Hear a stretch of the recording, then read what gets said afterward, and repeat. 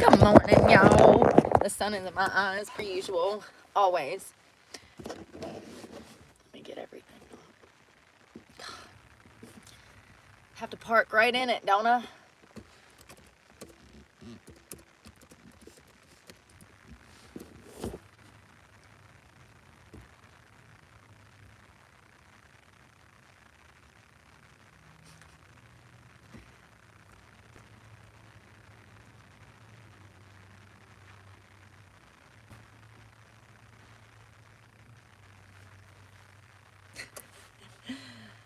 Sorry, I'm looking at dumb criminals. One of them is some dude tried to rob a bank with a cucumber.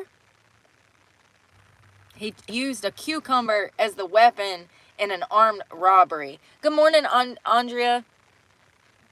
Andrea, Lord have mercy. Good morning, y'all. First of all, what kind of cucumber? So it looks like two drunk men stole a penguin from an aquarium and tried to sit into a canal.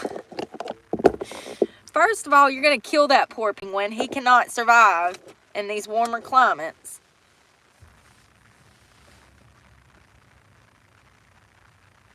A burglar cleaned and restocked groceries in a house he was robbing before falling asleep in the homeowner's bed. Imagine coming home and finding some robber in your house, in your bed, and he's done cleaned, he's done organized everything for you. Hell, at this point, he can stay. He's a roommate. Oh my God. What is wrong with people? He had to have been on drugs. That's like fentanyl to me, but, you know. It could have been meth. He could have been on a like 2-week bender and he just got there. He was going to rob the place, but then he got his stomach full and then he sat down and he fell asleep. Who knows?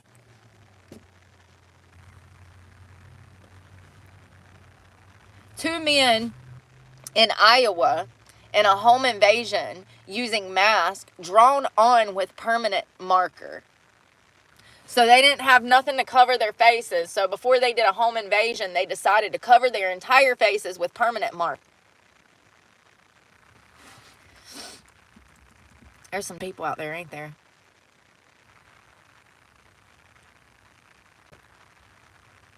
Clearly, a man robbed 2 banks in broad daylight and thought that pouring lemon juice on his face would make him invisible to the cameras. What? Lord have mercy, y'all. A man in Wisconsin had sex with a couch. In the middle of the street, this man's out there just having sex with a sofa.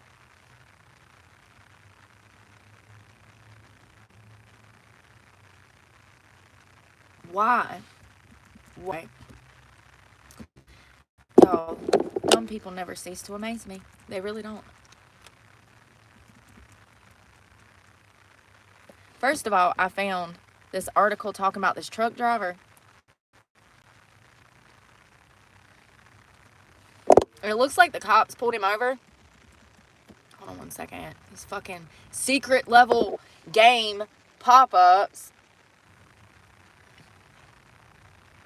My lips are so dry from this weather. So it says, a drugged up Kentucky driver hands over a bag of meth, fentanyl pills, and $3,000 in cash when the cops ask for his ID. So the cop up and says, I need your driver's license and registration. And this guy hands over methamphetamines, fentanyl, and drug money. We don't know if it was drug money. I'm just assuming. Oh, God. Oh, God. Look at this guy.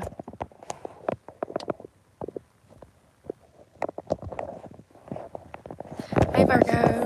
Let's see. So it looks like, how old is he? 43? Shit. 63.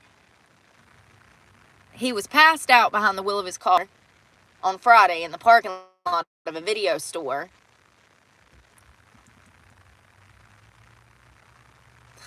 They asked him for his ID. He whipped out a bag of meth, pills, and a large sum of U.S. currency and said, here you go. He's not but 43 years old looking like that. Listen, life comes fast, honey. Take care of yourself, okay? All this drugs and money. Look at all that evidence. I mean, you'd have to be pretty high to just hand some drugs to the cops. That's all I'm saying. Like, I've been high in my life. I ain't never been that high. I don't know what's in them baggies, but he was on that good, because he done lost his mind, honey. 9 grams of meth, several fentanyl pills, and over $3,000 in cash. He was arrested on trafficking charges, trafficking a controlled substance, and public intoxication. He's in jail.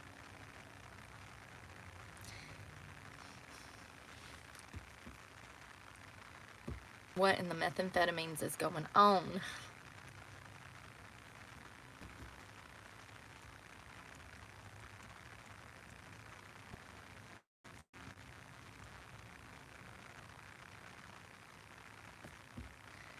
What?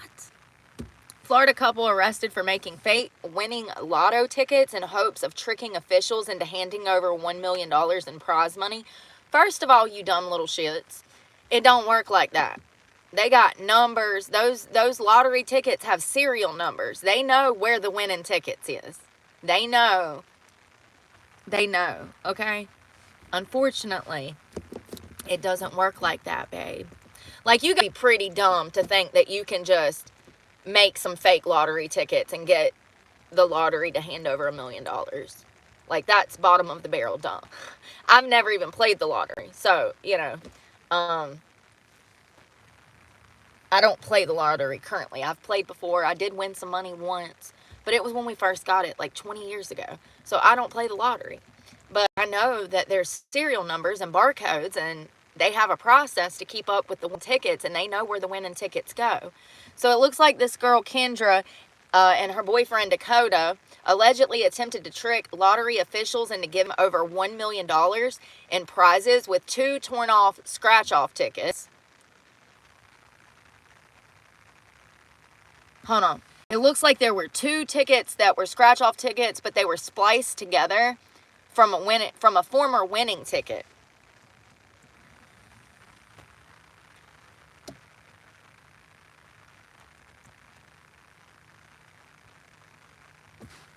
I mean, they don't look the brightest couple. That's all I'm saying.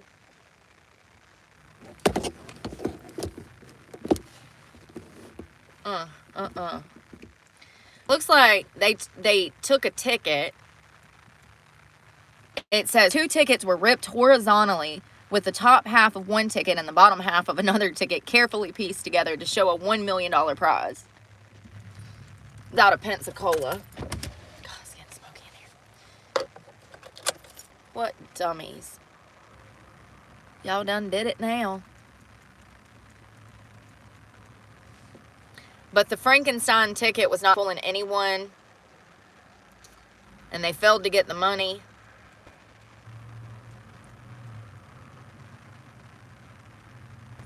It was clear to lottery officials that this was a fake ticket.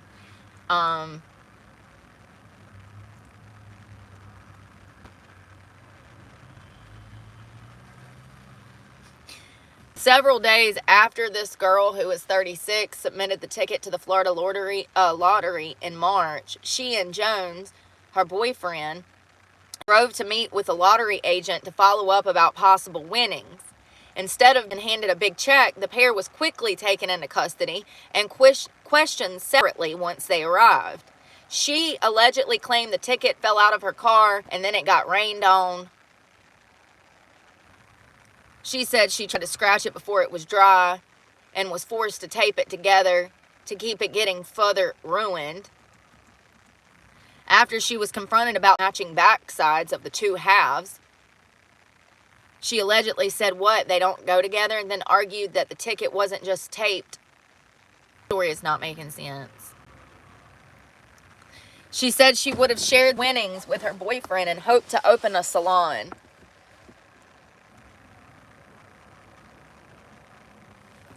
Meanwhile, his store completely separate than hers.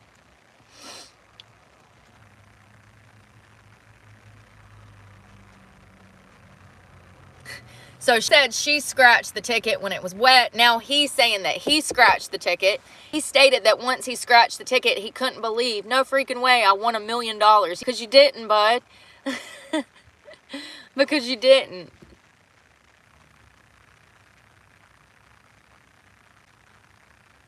Wow, the two were arrested this month and charged with forgery, alteration of a lottery ticket with intent to defraud, passing a forged altered state lottery ticket, and larceny, grand theft of over $100,000. God, I don't want to know what their restitution is going to be.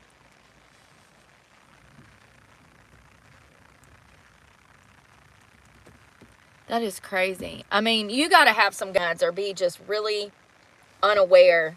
You got to think that you're smarter than anybody else to be pulling some shit like that off, first of all. You got to think. I'm not saying they were. They're definitely not. Clearly, they're in jail. But you got to think that smarter than everybody else to try to attempt something like that.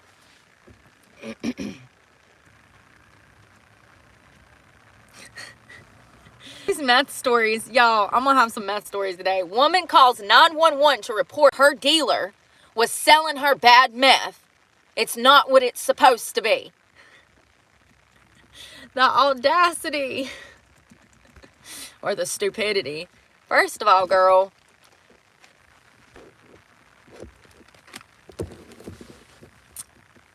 An alleged meth user landed herself behind bars when she called Indiana police to rat out a drug dealer.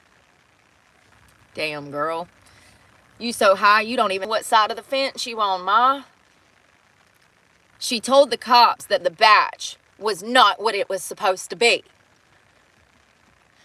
This is cocaine, not meth. I'm pissed. I want my money back. Sarah Harris, who was 34, dialed 911 twice in January. What? She did this twice? Oh, God. She called 911 twice in January to complain that she was supplied with a bad baggie of methamphetamine. And an arrest affidavit goes. Oh, sorry. This is the news article. Harris then allegedly handed the drugs over to the cops at her home, hoping that they could test the authenticity of the drugs. And she's standing there in this mugshot like she don't know what she was arrested for. I mean, she might be that dumb, y'all. She might be that dumb. She might be dumb enough to think that she can just call the cops and they'll come over and do a purity test for her. I mean, because she looks confused as to why she's being arrested. Sarah looks confused. The bad meth feeling as though she were having a heart attack, she explained to the police. No, girl, that's just the drugs. She allegedly admitted to snorting a line of the substance and feeling different than she normally. She said something different when it touched her skin and nostrils. She immediately knew that it wasn't the experience she signed up for. She compared the painful sensation to the bowl of normal meth she smoked with friends previously. What did you think it was? Cocaine and they meth? I am so confused. She was apparently willing to admit to all of her illegal activity, as long as it meant retribution for her sketchy dealer. She said, quote, "I wanted to turn the person in that provided me bad meth." Lord have mercy. This arrest does not mark her first run-in with law enforcement. She had prior convictions for theft, meth possession, criminal mischief, disorderly conduct, resisting arrest, operating a motor vehicle while intoxicated. Jesus fucking Christ, somebody give the girl rehab. And maybe an education, bless her heart. I really just think people are getting that dumb, y'all. I really do. I look at her mugshot. She looks confused as to why she's being arrested. I really think that people are that dumb.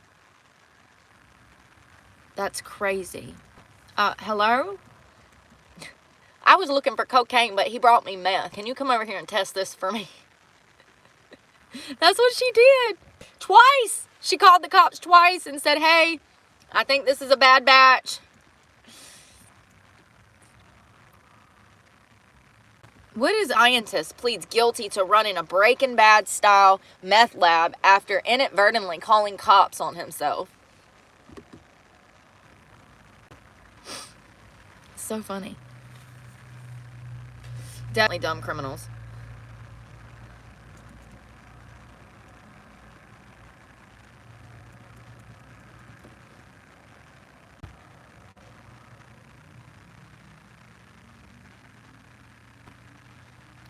So it looks like a Long Island scientist who was running a Breaking Bad style meth lab that initially landed on police's radar when he called about a break-in at the facility last year.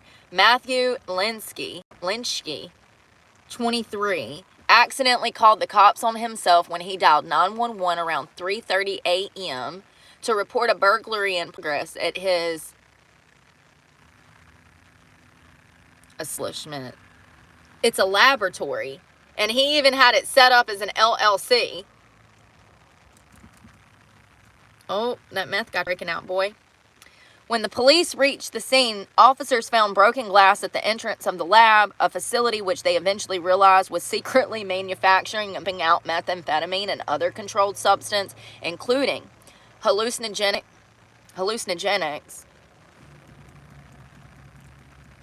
How is he 23 looking 50? Look at that big old head. Look like damn Return of the Aliens or something. Like that big old head, boy.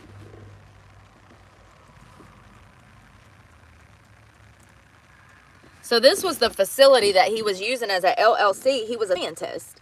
He was a very smart guy. I mean, clearly not. But on paper, they said he was a brilliant scientist. More than 100 items of lab equipment, chemical agents that go into meth were found, along with over 3 ounces of meth, 625,000 milligrams of pure ketamine, and 20 plastic jugs of GBL, which is similar to GHB. It's similar to GHB, which is a date rape drug. About $40,000 was also seized by police. This defendant was operating a Breaking Bad drug-style lab and tried to conceal it under the guise of a legitimate business.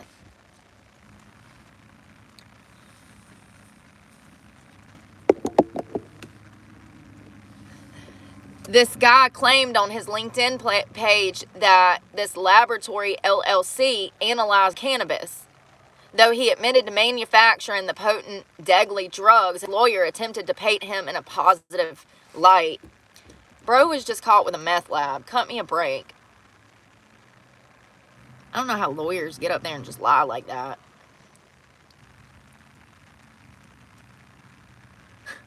He pled guilty to 13 charges tied to the case, including multiple counts of criminal possession of a controlled substance, unlawful manufacturing of meth.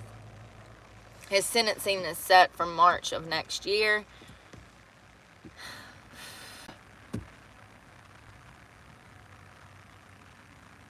How's a brilliant upcoming scientist turned to damn a meth lab?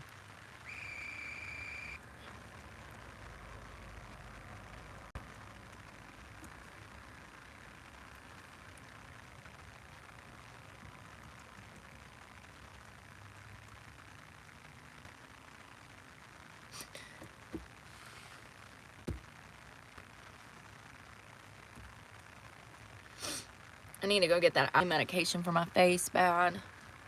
My chin hurts.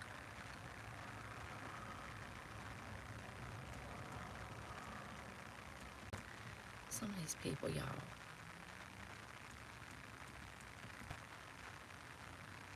A Florida man, wanted by the cops, tried to throw them off his trail by placing a big sign outside of his house.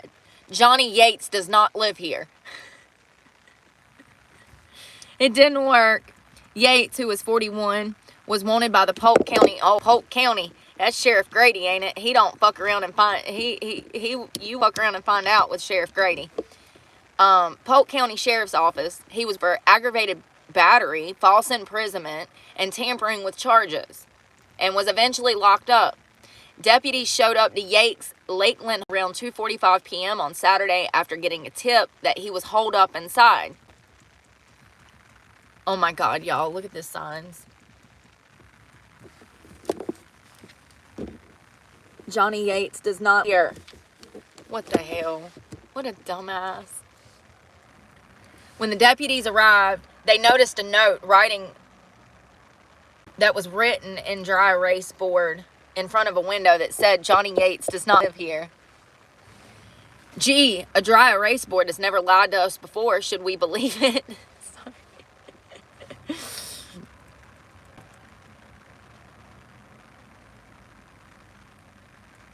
So it looks like they questioned someone who was leaving the home, and that person confirmed that Johnny Yates was in fact home.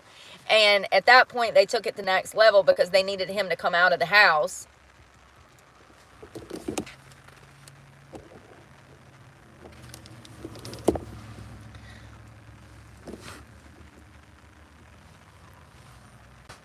Enough was enough, and the surrender smoke was dispensed inside of the house, and 4 people exited the home, but no Johnny. Deputies called out some more, but still no response from Johnny. So the second helping of surrender smoke was put inside the home to waft around a bit. Yet, still no response from Johnny. Finally, deputies and K-9 detectives released their dogs, and the dogs found him, who was hiding in a modified chest of drawers. Johnny was arrested and taken to jail.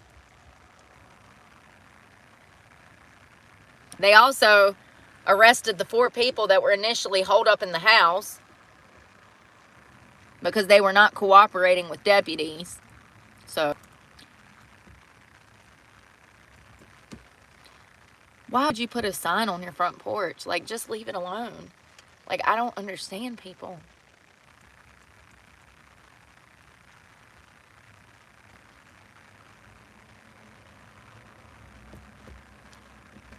All these rappers out here making songs and stuff nowadays, and they talk about murdering in their songs, and then the next thing you know, they're pulled into jail from charges. We've seen this happen several times this year. It looks like another one was arrested for the same thing, admitting to murder in song lyrics.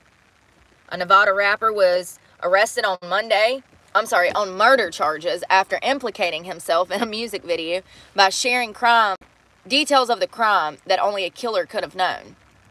He's 25. He was picked up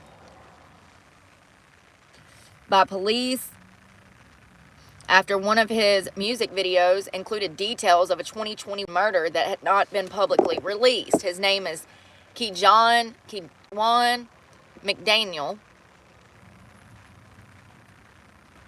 Quote, this is some of the lyrics that was in Mr. McDaniel's rap video and song. I be the reason why he's dead. We still talk when he died. Not the reason he's dead. So celebrate the reason why his mama cry. Hold on, but I thought you said there was only the killer would know. That's not any details in that. Hold on. Oh, here we go. Quote, car, double back on feet, the smartest way to slide. Drove in, double lock yo, make sure to get yo bod. This was another lyric linked to the murder, which saw a man gunned down in his apartment after an apparent argument.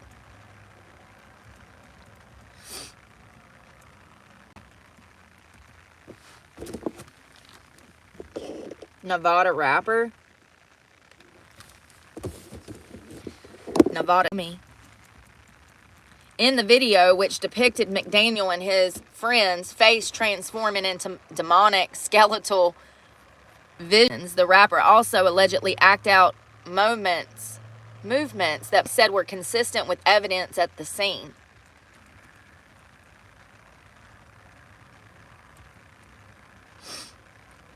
The music video further validated the results of the investigation.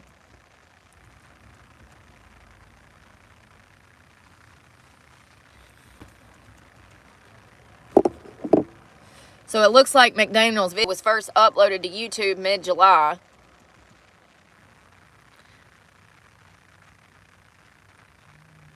Detectives noted that there were a significant level of similarity to the details of the murder. This includes the fact that this guy confessed to the murder in his song lyrics.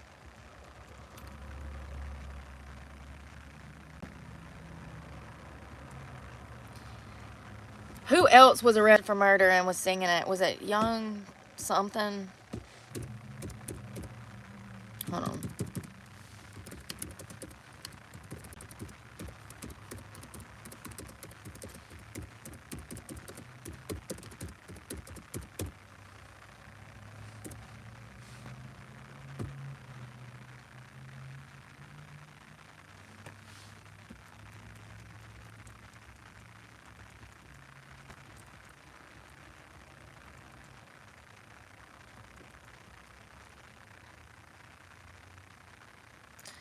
I don't know, but there was another one that was there was another one that was arrested for singing about murder, and they tied the murder back to him. So this is becoming common. These young guys are so lame, they don't even realize that they're implicating themselves in a murder that they're that dumb. They're proud of it. So they want to boast about it. They want people to know that they murdered somebody.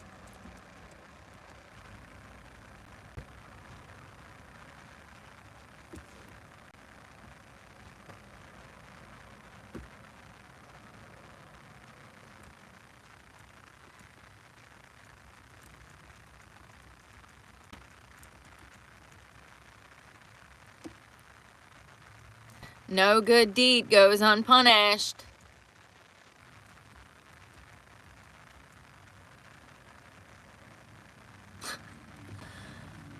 No good deed goes unpunished. An alleged drunk driver unwittingly handed himself over to the Nebraska police when he reported someone else for traveling in the wrong direction. As it turns out, he was the culprit. Hilarious video shared by the Lancaster County Sheriff's this Thursday captured the bizarre incident that unfolded. There's no video here. The driver gave officers clear coordinates to where the collision nearly happened, giving them the perfect opportunity to hunt him down. The man told dispatchers that someone driving a truck on the wrong side of 77 in Lancaster County nearly ran him off the road. Though rattled by the close call, the drunk driver gave officers clear coordinates to where the collision nearly happened. When a deputy pulled the man over just moments later, the driver immediately realized what he had done. "Do you know why I stopped you?" the officer said. And the man responded, "Yeah, because I was on the wrong side of the road." He's calling cops, telling them that somebody is driving on the wrong side of the road as he is driving on the wrong side of the road, and the cops catch him doing this. And then when they pull him over, he confesses. The driver was caught with a blood alcohol content over twice the legal limit. He was placed in handcuffs. The man instantly confessed to calling 911 on himself. So when the deputy realized who he had in custody, and he says, "Yep, because I thought someone was on the wrong side of the fucking road, bro." Deputy said, "But it turned out it was you." And the driver says, "Yup, like a dumb fuck." I mean, even in his state of drunk, he was honest. So, what a dumbass. I don't understand. It's like some people do bad shit and they immediately want to go snitch on themselves.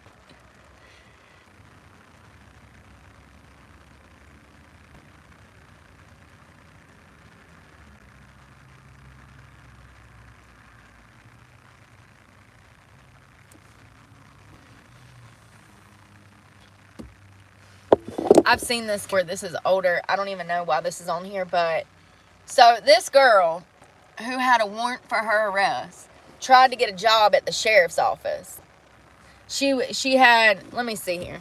I don't remember if it was a felony warrant or if it was a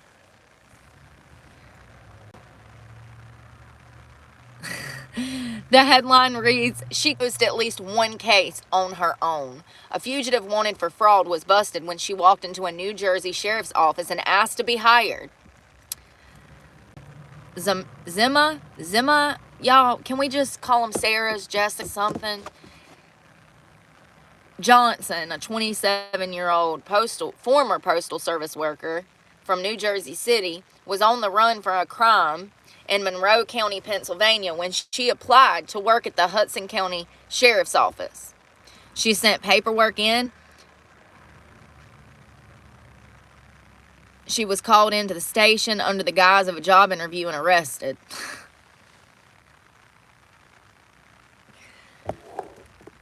I mean, I just don't understand how you can be this dumb. Like, the first thing they gonna do is run your criminal background, make sure you're not a damn fugitive yourself. I just don't understand how you could be that dumb.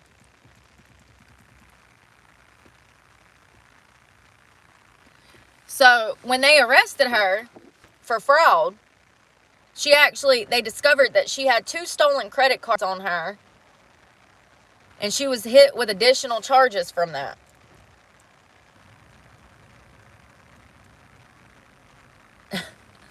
Prior to applying for the job, she was also wanted on 10 different bench warrants for failure to appear in court for traffic charges in New Jersey. Girl. I mean, not 2 brain cells, not 2 to rub together, honey. I mean, you got to be bottom of the barrel dumb applying to work at the sheriff's office when you have outstanding warrants for fraud and stolen credit cards on you and over 10 bench warrants for damage to appear for traffic violations.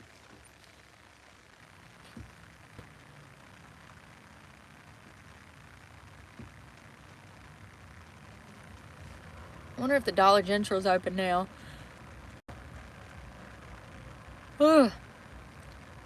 Y'all, listen to this dumb shit. Y'all know Susan Smith, that dumb bitch that killed her kids? How about she was hoping to get paroled? I told you guys that the parole board denied her parole, so she's not getting out. But I read an article that was talking about her plans for the future when she does get out. You know, this dumb heifer wants to go on Dancing with the Stars. It says she thought about some sort of advice blog or maybe prison reform or any way that she could be active on social media. She's even interested in doing Dancing with the Stars if she's paroled. Girl, absolutely not. You don't commit this kind of crime and then get out and get to open up a mommy blog. Like, and she will. Just like Gypsy Rose, who murdered her mother, she will. Speaking of that bitch, what is going on with her? Because her face...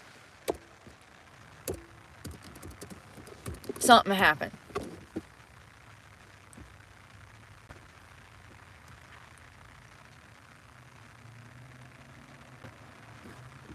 No, I'm not seeing it. How did I see that yesterday and then? Yeah, she's been out here doing plastic surgery.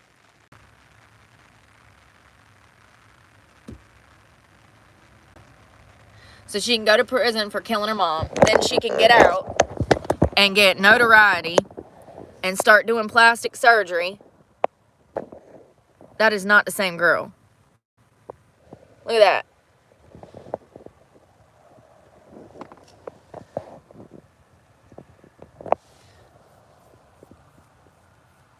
Oh, I'm glad you feel better. The onions work. Onions work. I had a cold last week. I'm glad I got over that shit quick. So don't say that Susan Smith can't get out, do what she's talking about, because Gypsy Rose did. She murdered somebody and then got out of prison, and she's worth...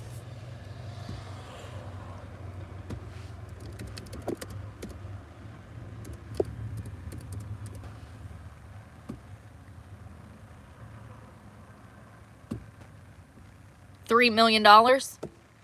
Imagine kill mother and then being worth $3 million just because you killed your mother.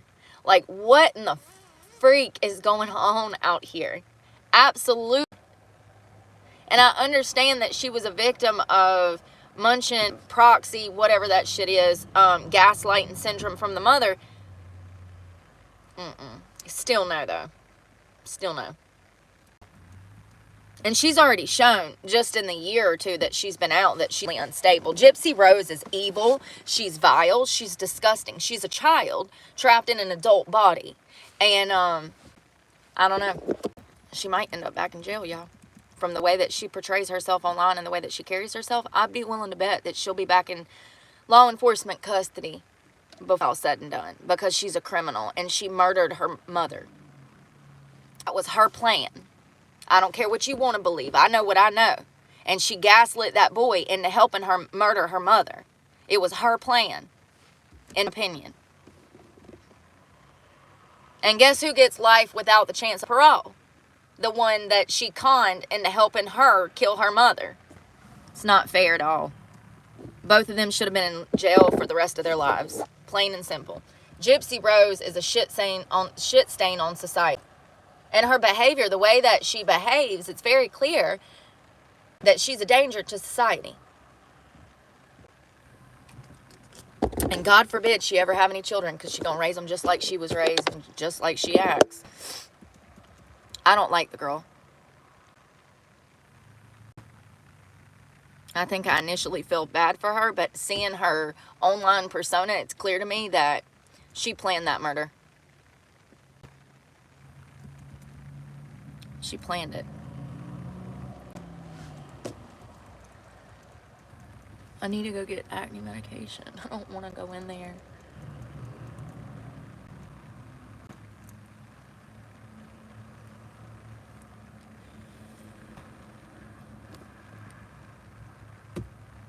This is what I don't understand. How are you so concerned about what your face like when how are you so concerned that what your face looks like when your body looks like a complete mess?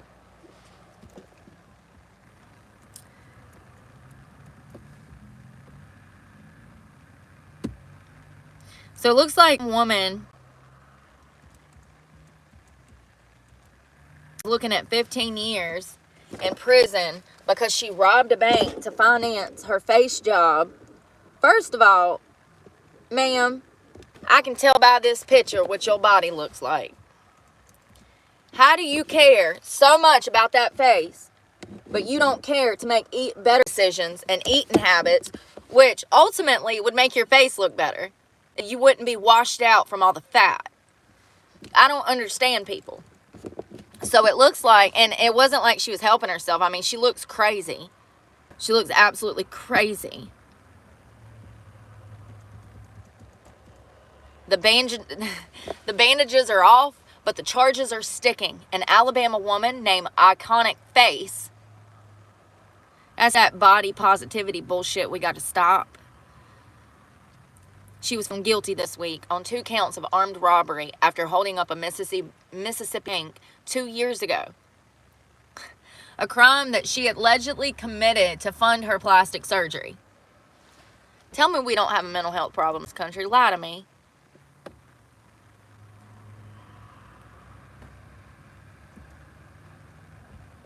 After the 39-year-old's plea, she's looking at the max term of 15 years on each count to run concurrently.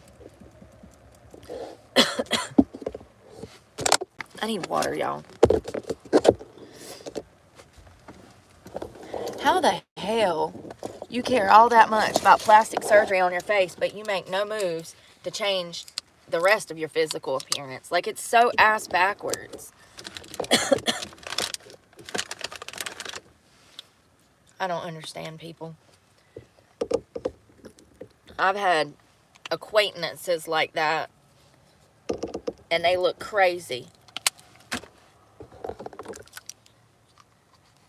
So it looks like these charges stem from a heist of a bank corp in Mississippi.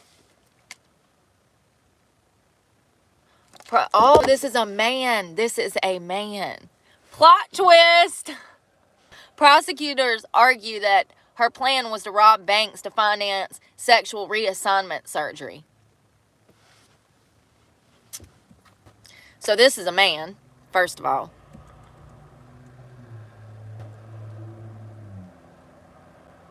I see it now. You see it? Look at this one. I see it now. That's a man, y'all. Jesus fucking Christ. And they still write shit like it's a woman. That's a man. His goal was to have gender reassignment surgery. He wanted to cut his penis off and have a vagina.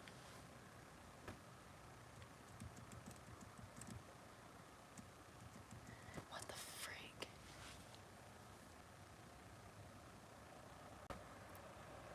So upon him arriving to the bank employees informed officers that the suspect had approached a window and handed the clerk a hand-scrawled note that read, "You have 1 minute to give me. Do not be wrong or die." No weapon was seen or shown, though tellers did recall that the suspect had a swollen face because he had just had surgery on his face. The robbery was captured on surveillance footage.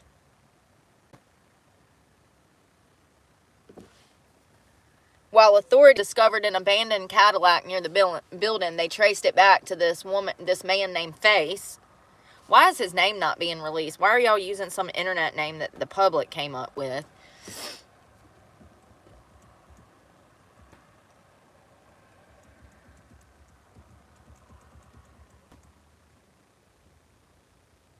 Tellers were easily able to recognize the suspect. He was arrested.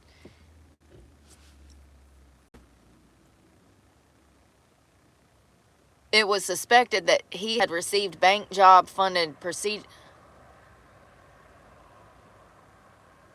Oh, so it looks like that this man had just come back from Mexico. They're assuming that he had gotten this face surgery done in Mexico.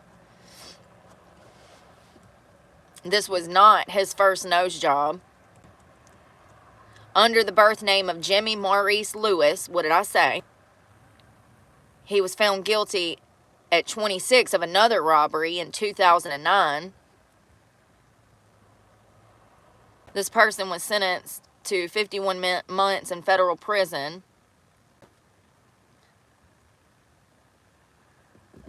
After his release, he legally changed his name to Iconic Face. These people are sick in the head, y'all. Sick in the head.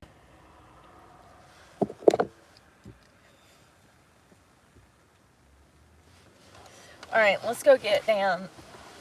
Ouch, I've been sitting too long. I knew it was a fucking man. I knew it. It said gender reassignment surgery. There ain't one but way to do that. When you hear that, just know that it's impossible to make a penis. Possible to make a penis. So when they're talking about gender reconsignment surgery or reassignment surgery, they're talking about a male trying to be a woman. Just to be clear, because there's no reverse for women into men. We have no way to create, doctors have no way to create a penis.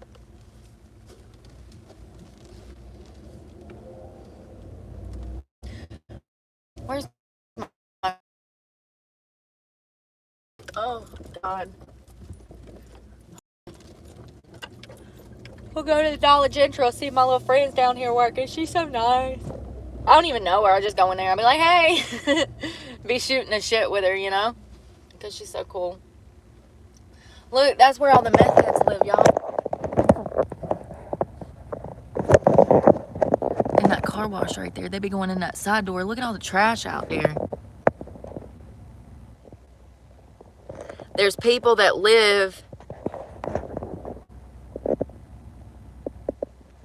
Don't worry, I blocked him. He's an idiot. There's people that do drugs and they're in and out all night long and they're smoking meth and shit. It was a car wash and a gas station, and y'all, look at the guy out here in the cold shadow boxing on drugs. Goddamn fucking car in my way. Look at this guy out here shadow boxing on drugs. Y'all see him? What the fuck? That's the shit I'm talking about. Like, you gotta be careful out here. These motherfuckers are drugged the hell out. So fucking crazy. So crazy.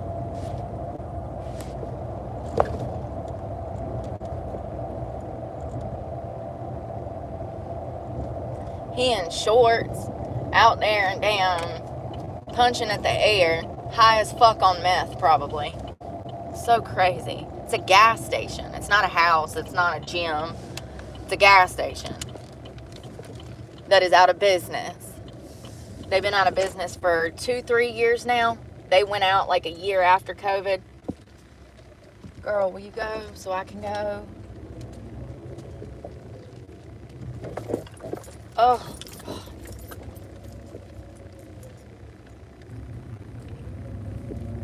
It's crazy. Every time I go by there, there's like people in and out of that fucking car wash. They hold up the ends where you would drive through to wash your car, and there's like people that live in there. I'm just waiting for the day that I go by there and the cops are out there with the SWAT team fucking arresting everybody and pulling them out. Yeah, so my front headlight is out. See that one?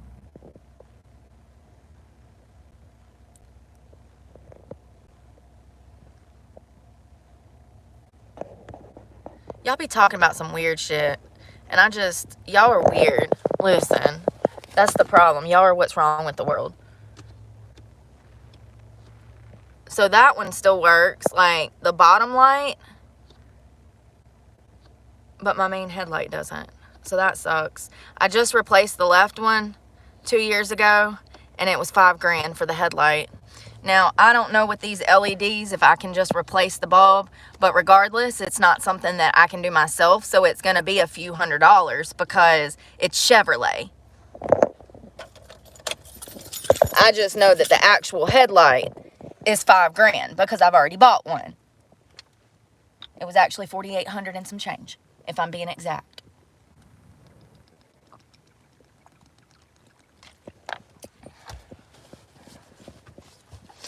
And I don't know about the LED bulbs, but I do know that even if I can replace just the bulb, it's still going to be a few $100. This is a Chevrolet. The battery was $300, and if I would have went to the dealership, it would have been $500 because of the labor and all of the work that they had to do. Absolutely. They would have charged me $150 to $200 service fee just to pull the old battery out and put the new one in because of the amount of time and process that it takes to do that. Good morning. How are you? Good morning.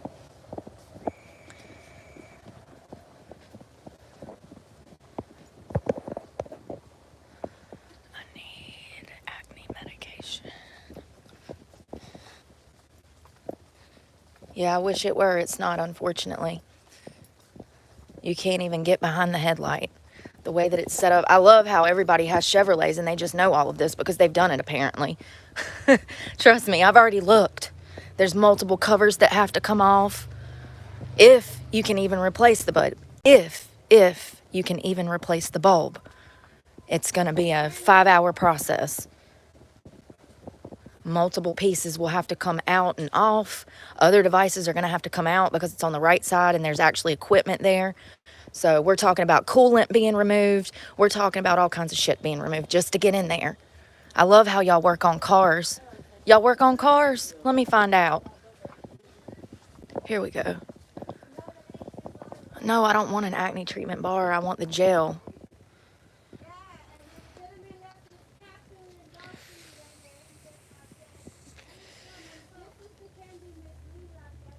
What the fuck? What is this? It's an acne bar. I guess, no, I don't want to spend $10 on that. I can get it at Walmart for $5. They don't fucking have it. This is the bullshit I be going through.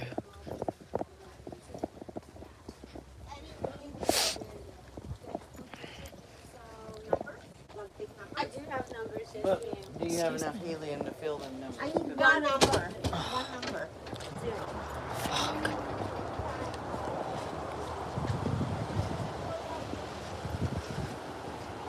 Shit. It just stresses me out because I know that that is more than enough to get me pulled for some bullshit. I guess I'll just have to use the other damn thing to the other kind of headlight. At least I have two. Here, I'll show you.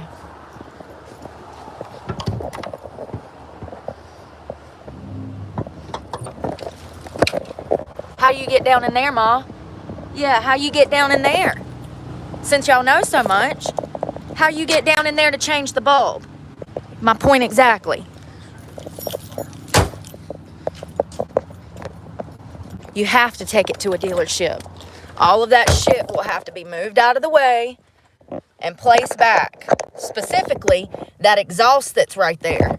It'll have to be moved out of the way to even get the fucking headlight out. I love how people just out here own Chevys and work on them every day and know so much.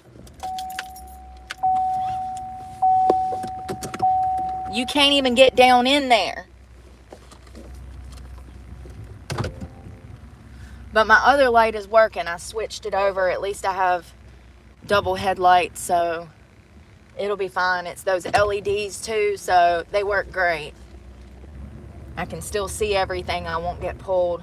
They're working right now. Hold on. You see? They're on. So it'll be fine. That's probably going to be anywhere from a $300 to a $600 fix. On the very end, if they can even replace just the bulb, they might have to replace the whole fucking headlight. Because last time they did on the left side, they had to. That's why I had to buy a new headlight.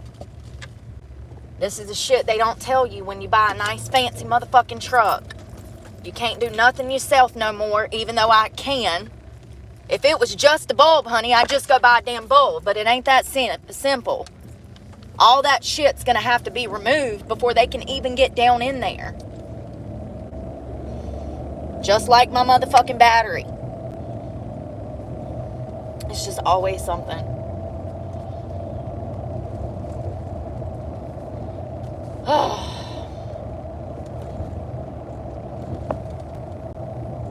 I had to replace that whole headlight, the whole front fender, all of that. I mean, the Department of Transportation paid for it, but still, it was a headache. It was a whole 3 weeks of hell after riding around with a brand new truck and a bashed in front end because some dumbass that worked on the road crew he didn't tie down the signs, the road work signs. Road work ahead. They have 4 legs. They're actually supposed to be anchored to the ground, but what do I know? I don't do road work. I just know what I know. And there's supposed to be pegs that go on each leg to prevent the wind from blowing it over and blowing it into traffic. And sure enough, I'm going down the road, and the wind caught that damn 4-foot, 5-foot sign and blew it right into my truck. Before I even knew what happened, there was $7,000 worth of damage. And I only had the truck for 6 months. I was pissed. I was so mad. I'm glad that the Department of Transportation took over that bill because I would still be running around with a fucked up end because we don't make insurance claims, okay? We pay out of pocket if something happens. We'll fix it our damn selves. I'm not letting my insurance go up, especially for something I didn't do, you know? But I called the Department of Transportation and they damn fixed it. It took them months, but they fixed it and they paid for it. And that's how I even know how much the headlights are. It's crazy. And that was damn 2-3 years ago. I bet they've went up because car parts keep continuously going up. It don't matter that's an older car. That just makes it more expensive. It's harder to get now. Fucking bullshit. Makes me so angry. Gas, oil, tires. I used to get my tires for $35 a damn tire. Yes, for this truck. Absolutely. I bought one tire a month ago for $189. And then a couple weeks later, I went and bought a different one for $60. I don't mind paying $60 a tire, especially if it looks as good as that one does. But $175, $85 for a damn tire, they smoking crack. Not something that I'm going to need in 4 more weeks. Y'all see how I go through tires? How many tires have I bought this year?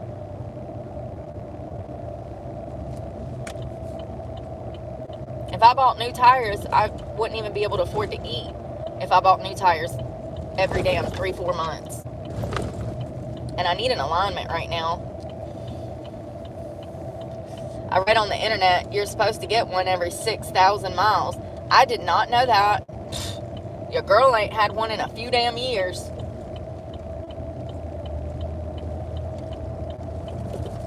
It's probably been 50,000 miles. It said 6,000 to 30,000 miles. Damn. I don't know about that. I mean, I definitely need an alignment, but it's probably from where I done hit all these damn potholes out here in Florida.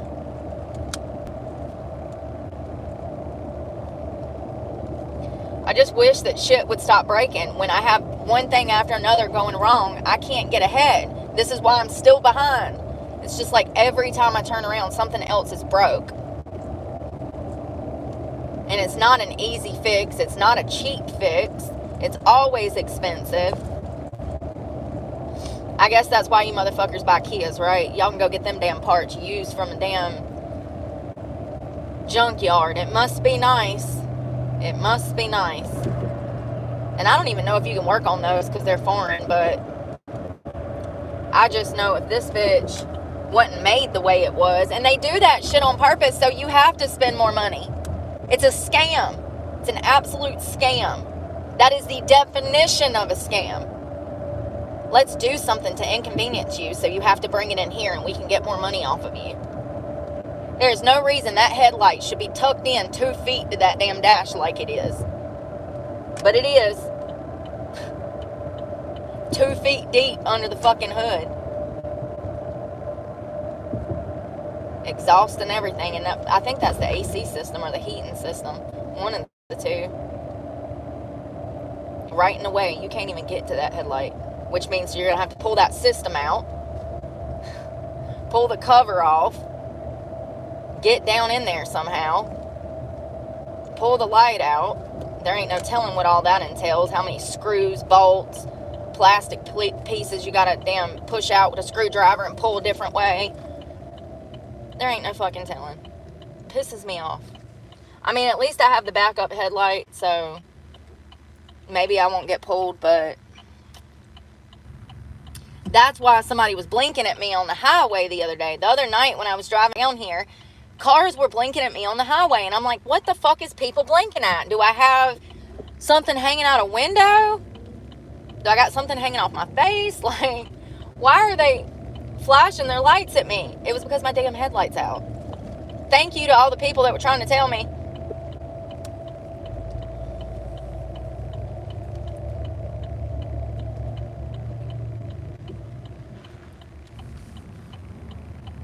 I mean, I guess it's about that time, you know, for things to be replaced. But it just sucks. My battery, it was overtime for that battery to damn be replaced. It just so happens that it came after I dropped $400 on tires and oil the night before. I wake up the next morning, my car won't start. I'm like, what the fuck? I just spent $400 at a dealership yesterday. What is going on? It was my damn battery, so there went another $300 and something. And they definitely would have charged me at least $150 to damn get that battery out and put a new one in at the dealership, because you had to move the coolant system, because 20 different bolts had to be undone, because a T-bar and an OtterBox had to come off the damn battery before you can even exchange it out. Yes, there's an OtterBox device that is wrapped around the battery. Then you have to unscrew all of this computer shit, pull that off the top of the battery. Oh, I forgot the best part. You have to remove the T-bar to even start this process, which is 6 bolts itself. So you remove the T-bar, then you remove the OtterBox, then you remove the computer, then you have to remove the coolant, then you can start trying to wiggle the battery out. And it's oblong at an angle in a compact space that you can't just pull it out, honey. Don't get me started. They do this shit on purpose so that you cannot work on these vehicles yourself, and so it ends up costing you more money. They make money because you got to take it to them because they got the special tools. And that's another piece of bullshit. Special tools. That's another thing they're doing. You know, a lot of these parts that are under the hood, my spare tire. You have to have a special tool made by Chevrolet to even get that spare tire down out from underneath your car if you have a flat. And you need a special tool that only Chevrolet makes to put it back underneath your car. It's a fucking scam. They're scam artists. They do it under the guise of, oh, it's Chevrolet parts. No, y'all are fucking scam artists. Put that shit on with the standard damn bolts and screws and call it a damn day. Like, there was nothing wrong with the bolts and screws that we had. Why you gotta have your special screws? So we have to bring it to the dealership to have a special tool. It's all about money. Damn scam artist. Money grab. Absolutely. Pisses me off. One of these days, I'm going to buy me an old car that I can work on myself and ride it around and watch me. The only problem with that's what it is. That's that Kia I was talking about earlier that's like 50, the Telluride. First of all, for 50 grand, it better have room like a damn Suburban. Second of all, I mean, it kind of looks more like a minivan to me. But what do I know? What do I know? I'm not saying it's ugly. They're cute. But not for no 50 grand. Not for no 50 grand. 50 grand is a Mercedes. 50 grand is a damn BMW. 50 grand, well, no. My trucks are more expensive than that. You know, some of them Chevrolets and Dodges go up to 100 grand now. So, you know, that's why I'm grateful to have my little Betty, because I got a great deal and she's a good truck.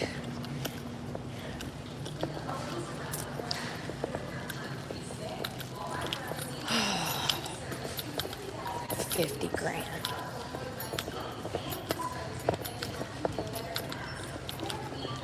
I hope they have stuff for my face.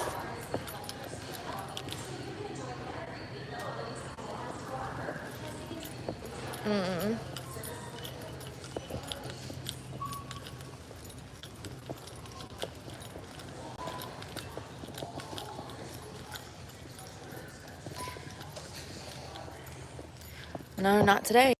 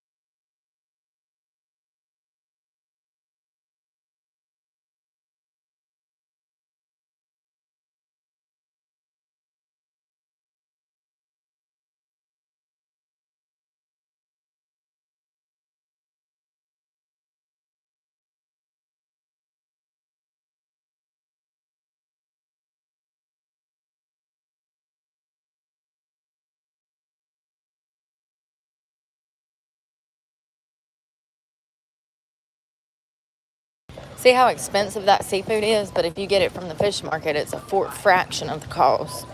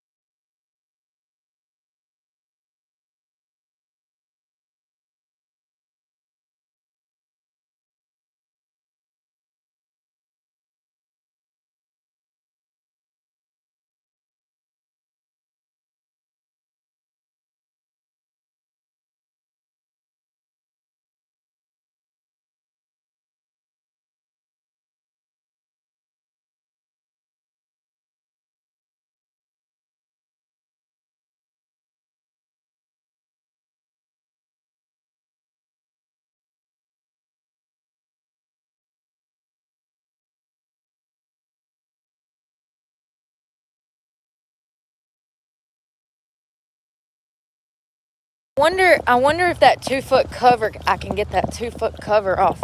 And I don't even know if I got it off, if I'd be able to get down in there. I mean, I do have little hands,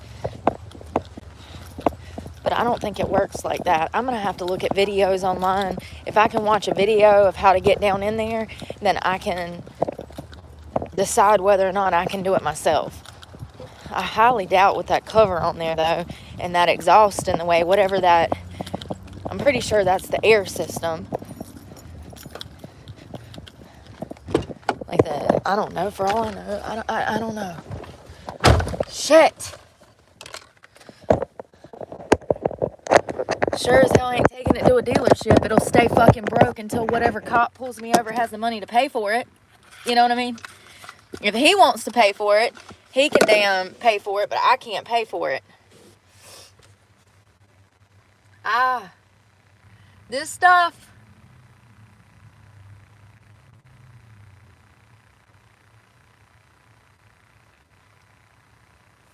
Definitely works.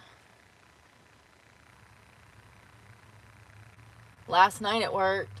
My swelling went down like 50%. It doesn't look like anybody punched me now. Nobody did. It's just the zit was so bad that it literally looked like somebody punched me.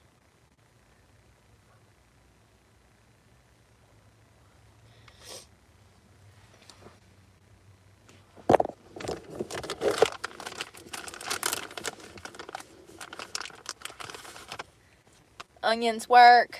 Hello, hello. Hey, Dawn, Sally. Ugh.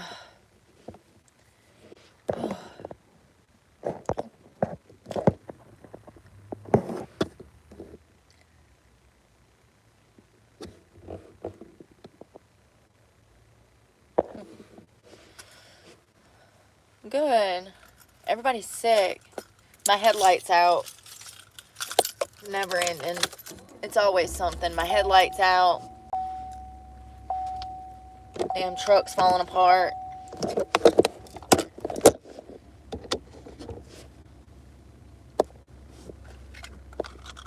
Well, at least I got this for $4 instead of $9, because I'm used to having to pay $9 for that, $9 or $10. I wish it would warm up. It's still only 48 degrees.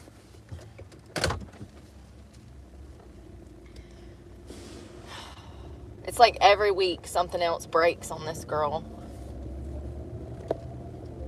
If not for the tires.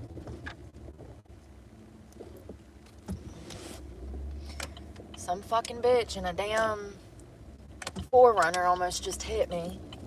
At least she threw up a hand to say sorry after she mean mugged me. Right? That's what counts. My bad.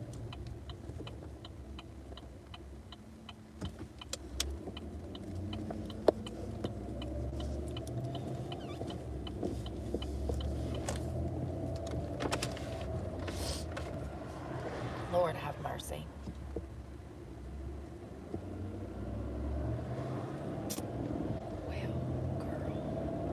This weather sucks, y'all. I read a report last night that said only 41% of Americans say that their mood fluctuates with the colder months. And I was just like, how? Like, I figured it'd be double of that. I figured more people would get depressed when it's cold outside. But it said only 41% in a survey admitted that when it's cold, their mood fluctuates. So 60% of y'all are lucky as hell. Some of us feel like committing suicide for 3 damn months. You know what I mean? The fucking weather does us in. We can't handle it. It's too much. We don't want to leave the house. We don't want to see our family. All we want to do is eat and sleep. It's depression.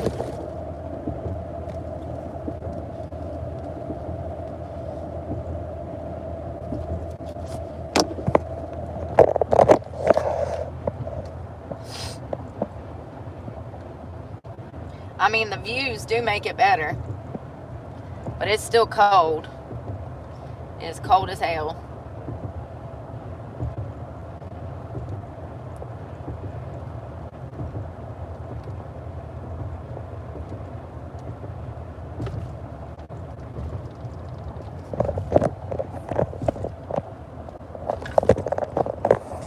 I need to go to the car wash and clean the car out, but I just don't feel like it.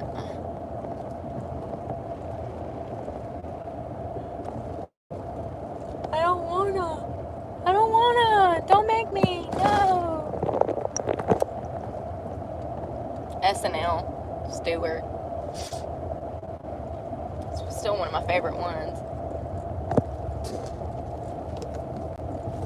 I guess they're making a comeback. They've recently had some controversial people on SNL. Shane Gillis. Y'all know who I'm talking about. Shane Gillis. He's funny. He's a stand-up comedian.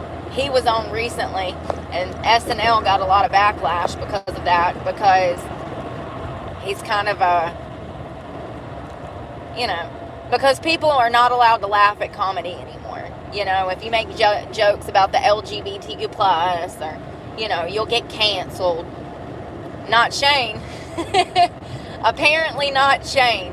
And he went on the SNL, and of course people, it got mixed reviews. I think a lot of people with a brain that enjoys comedy, they were excited to see him on there being able to tell jokes, but then you have the woke mob that don't like him, but they got some of the best ratings when they put him on. So what do you think they're gonna do? They're gonna bring back comedy, because that's something that's been dead for the past 4 years because of the LGBTQ plus. It's crazy.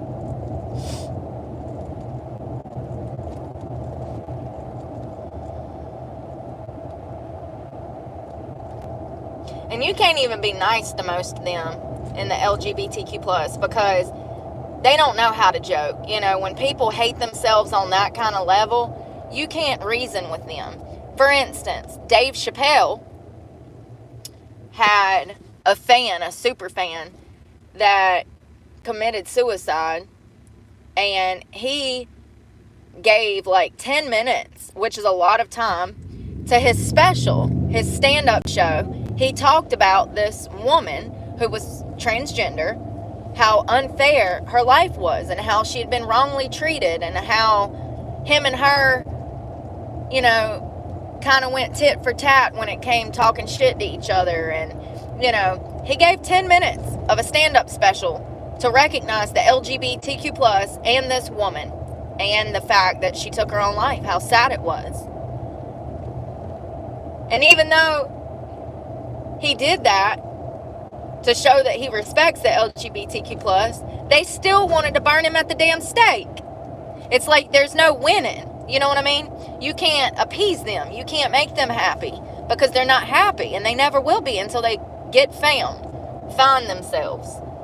But it's just crazy to me how Dave gave that time, and they still wanted to damn lynch him. Like, it's crazy. It's just crazy. The woke fucking mob. Nothing is good enough for them. Never will be. Poor Dave. He's one of the truth tellers. He's been out here for a minute telling it. And people wanted to call him crazy. They wanted to say he was a crackhead. Just like Cat. Oh my God, I read that Jaguar is going to be sued by Jay-Z. Jay-Z is going to be suing Jaguar. If you don't know who she is, she's another truth teller that used to run in them deep circles with Tupac and Biggie and all of them. And she's been out here for years, decades, talking about how corrupt the music industry is and how these people always having sex with each other, how P. Diddy was a weirdo. And then lo and behold, P. Diddy is arrested for sex crimes. So I think there's a lot of truth to what Kat says, to what Dave says, to what Jaguar has said. Everything they've said, all of the alleged comments have essentially been proven true in 24. And now Jay-Z is wrapped up in a sexual assault lawsuit, claiming that him and P. Diddy at the same time assaulted somebody. I believe it. I've never liked Jay-Z like that. Or Beyonce. I see through them. Completely through them. Crystal clear who they are.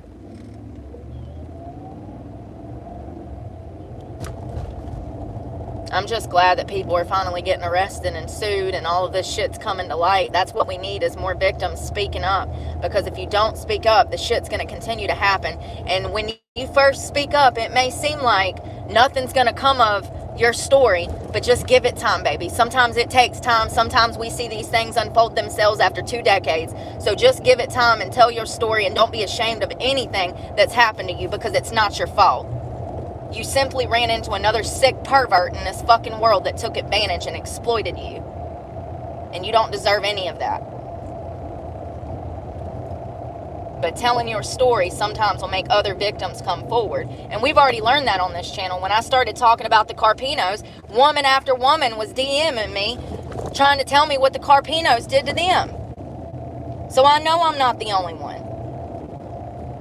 It's really sad that people like that can operate business, act like they're this pillar, what do they call a pillar in the community, and then be doing all of this nasty, dirty, vile extortion behind fucking doors. I mean, you're exploiting these young girls. You're extorting them for financial gain. It's sick. So I'm glad that these things are coming forward.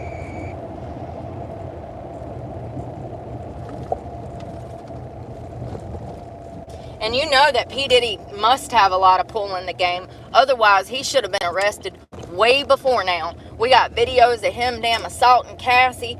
There's so much evidence against this man when it comes to how vile he's been towards people in the music industry. He should have been arrested 20 years ago, but people just kept their mouth shut and went along with it because they're fucking sheep. It's disgusting. Anybody that's been to them fucking house parties ought to be in jail, plain and simple. Ashton Kutcher. Okay. Leonardo DiCaprio. Where is my card, y'all? Did I put it up? What the fuck? No. Oh, there it is. I gotta get into the thing. Good morning. Yeah. LeBron James. Is he a weirdo? Is LeBron a weirdo too? Is he like Diddy?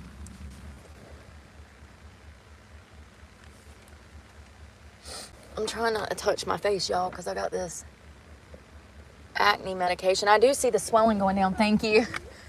I do see the swelling going down, but I feel like the acne medication is pulling all of the... I guess I haven't done this in a while. I usually do an extraction and then heavy medication for like a week just to like pull everything out from underneath the skin. But I haven't been using this because I was almost out of it. And my face, I have like whiteheads and blackheads all in my face, and now they're all coming to the surface. That's why I got to stay on top of my skincare, because living out of your car, I don't know what it is. I guess it's just... Oh, he was at the freak offs. I believe it. Ellen too.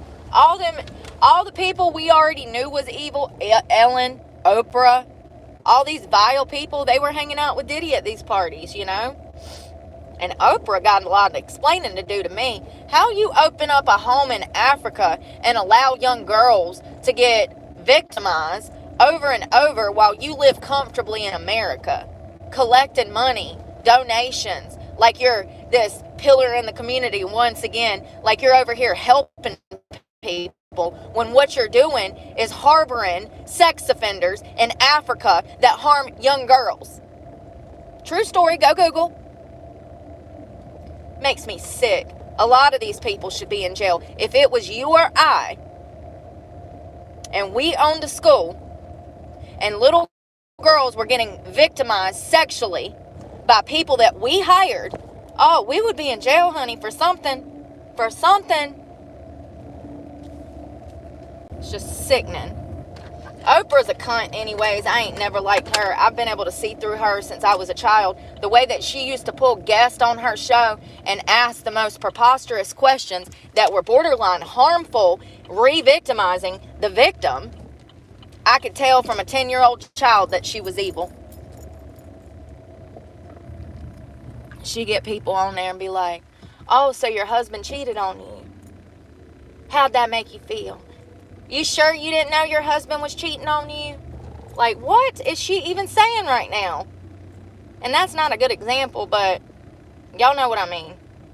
Oprah be out there damn like The View. Evil.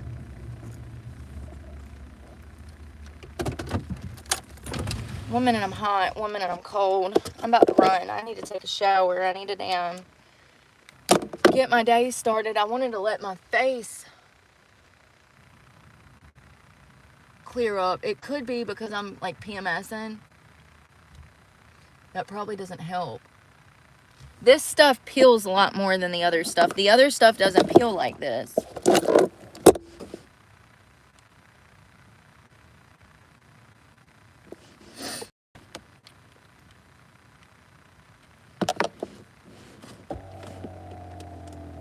Oh, are you talking about the Christmas song, the one, Baby It's Cold Outside that they banned? Is that what you're talking about? That is the stupidest shit. They said that the song had remnants of R word in it. So that's why they banned it. Baby It's Cold Outside. Yeah. That's how stupid society's becoming. And that's how, and you know, the fact that nobody said anything about that is kind of crazy to me. I just feel like people should have been like, absolutely not. We're going to play it until the damn song, until the record's broken. We're going to play this shit on repeat. That's what we should do. We should run around playing that song on repeat. Cancel my ass. I don't even know if you can hear it anymore. I don't know if they have it like on Spotify or like YouTube. I don't know if you can find it. But I do know that they banned it because they said that it had remnants of rape in it.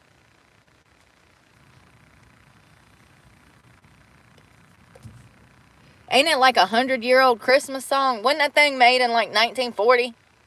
I don't know, but like it just sounds so stupid to me. They just look for shit to have a problem with. You know why? Because they're not focused on themselves. They're not worried about themselves. That's the number one reason the woke mob are running around looking crazy. That's another reason why they always want to cancel something that makes no sense at all, because they got too much damn free time on their damn hands.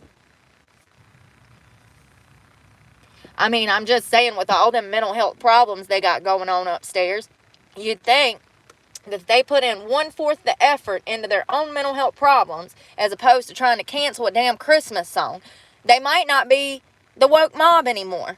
That's all I'm saying. I'm just saying, if they focused on what they need to focus on, they might not seem so crazy no more. Imagine having that much time on your hands. I know what I'm going to do. I'm going to cancel a damn 100-year Christmas song.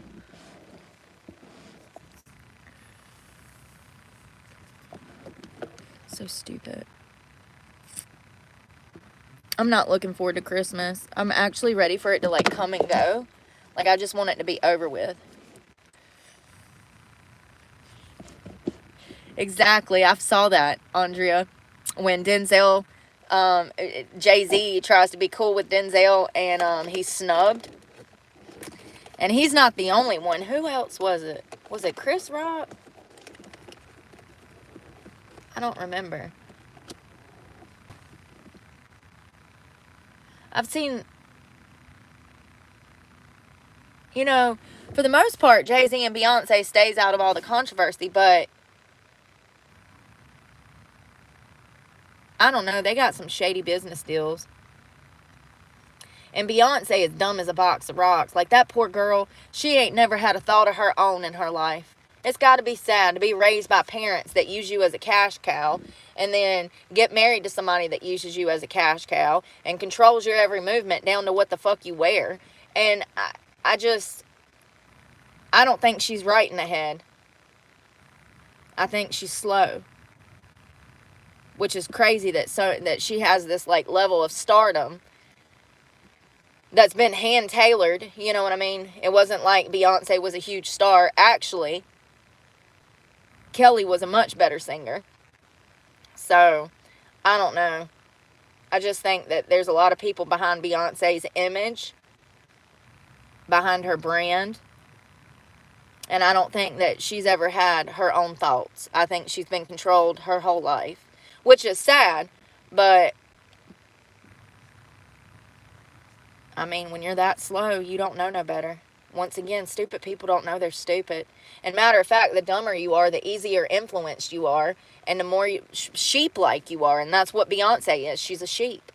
So it's no surprise to me that Jay-Z was pulled into this mess. And supposedly there was other things that took place and Beyonce watched.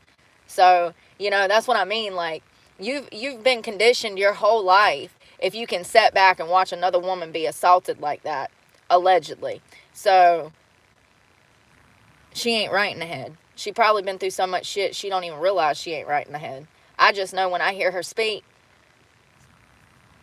Queen Bee is a box of rocks.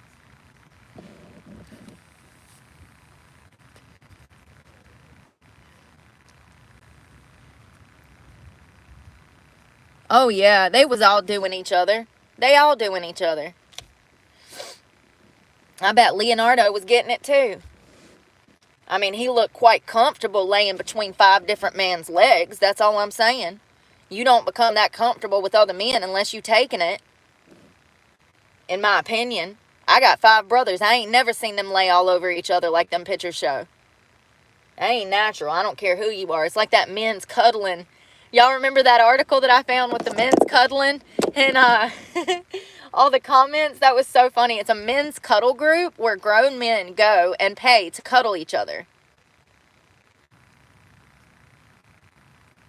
The comments were like, and they were all out of the closet on this day. Oh, God. I forgot the comments, but it was hilarious. It's the same thing. When they was laying all over each other at them white parties, it's like, come on, man. These are lovers, not friends. Yeah. Men's cuddle group. Yep. And some of them had on marriage rings, which was the crazy part. It's like, it's crazy because you are who you hang around. I hate that you feel that way, but I feel differently. I know how these things work because I was young once. And they're all wrapped up in this shit. They're all wrapped up in it. Jay-Z, Beyonce, all of them. I believe the victims. I will always believe the victims. So, and the evidence supports that these women were assaulted and drugged and held against their will and invited to parties where they thought that they were going to be just at a party. And then shit went south quick. And that's why I tell y'all to stay in the fucking house, that these people are not your friends, and that the world is a bad place, because it is. You know, after watching Cassie get her ass beat, there's nothing that you could tell me that he's done that I wouldn't believe you on. I've already seen how vile he is. You know, and their persona, too, the way that they act. Like, some people you can just see that they're evil. Jay-Z and Beyonce are 2 people that you can just look at from the outside and see that they are evil. I don't know how other people can't see that, but I can see that. So, the men's cuddle group, they're all married, going to meet up with beards, And there's a picture of like all 5 guys, 6 guys, maybe more. They're all leaning on each other, hugged up on each other. And they were trying, it was an article to push this new cuddle group for married men and men to go cuddle other men. But some of them were married. I'm just wondering how that conversation went when the wives saw the news articles of these men hugging all over other men. How does that conversation go down? Honey, what the hell is this? I didn't know you were gay. I'm not. It's just a men's study group. We just read Bibles and snuggle. Yeah, I mean, and honestly,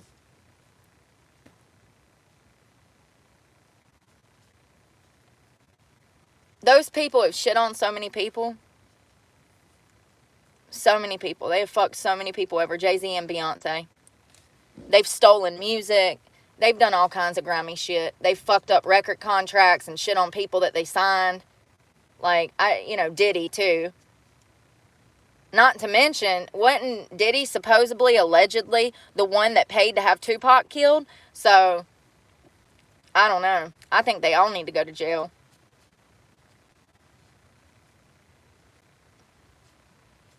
And then, who started Juvenile? Who signed Lil Wayne?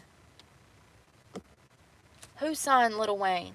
Because he was a child and something happened to him. You know what I mean? I mean, clearly he shot himself. He tried to kill himself when he was like 12. You don't do that because you're living a normal, happy life. Who signed Lil Birdman? Yeah. See? Perfect example. What have we seen? We've seen Birdman and Lil Wayne kissing on the lips. Remember that? I think all these motherfuckers are out here bisexual in the music industry. I think that it's socially acceptable on the West Coast to be of any race and be gay. Birdman has been messing with Lil Wayne, in my opinion, since he was a child. It's disgusting. Seeing videos of Birdman kissing another grown man on the lips, Lil Wayne, there's videos of it. You can go find it. Just type in Birdman kissing Lil Wayne on the lips.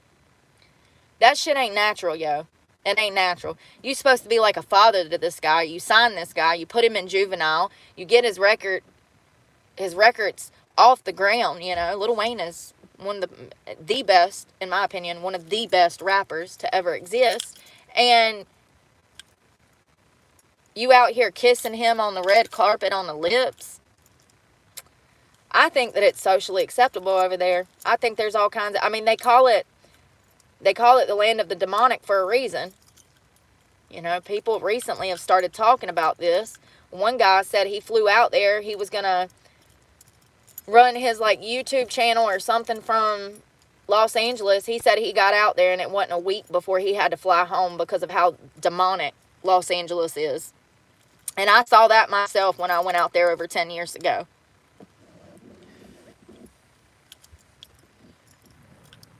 I don't know. I will always believe that the victims, always. Always. Especially after the evil they've already done. At this point, I don't care if she's telling the truth or not. Because I know who I'm dealing with. And I know that they should be in jail for something. For something. So if this is what takes them to jail, maybe that's karma. If they didn't do it. You know what I mean? I wonder how many women was assaulted in their presence, or they knew about someone that worked for them did something wrong to a woman and they didn't do shit about it. Because that's how those things work in the music industry. If it's some damn producer that's a pedophile, ain't nobody gonna say nothing. Nobody said anything, They still don't. Something massive has to happen, like the feds picking up P. Diddy, for all this shit to come to light. Harvey Weinstein sat over there and damn assaulted actresses for decades, and nobody said shit. I think there's a lot more people, and I do believe now, after the whole Ashton Kutcher and Mila Kunis debacle, protecting Danny Masterson, I can't believe that he was working for Thorn. If you don't know what Thorn is is a organization that fights to protect children from sex trafficking. And Austin Kutcher was the head of Thorn, as Danny Masterson is going to prison for sex crimes. And then Mila and Ashton decided to write support letters for the judge for Danny Masterson, talking of his character. He's a good guy. He would never do these crimes. Blah, blah, blah, blah, blah, blah, blah. And all of that has been drug out into the public domain, because it's like, whoa, wait a minute. You were the head of Thorn, who fights against predators like Danny Masterson, but here you are writing support letters for a judge, asking a judge to go lenient on him with sentencing, asking a judge to not lock him up for the rest of his life. I really think that Mila and Ashton are dirtbags. I really do. I think that they were going to those white parties, and I think that they were active participants. I do. And I will always feel that way, because that's what the evidence shows. You are who you hang around. I don't care how you feel about that saying. That is a legitimate saying. You lay down with dogs, you're going to stand up with fleas, honey. That's just a reality of life. I used to hate that saying. My parents used to say that to me all the time, and it took me 30 years to realize that it was true. And that's why I don't have friends now, you know? Because everybody I meet is on drugs. So many people out here on drugs. But yeah, you are who you hang around. And the fact that P. Diddy and Jay-Z and Beyonce were all fucking best friends and essentially called each other family tells a story.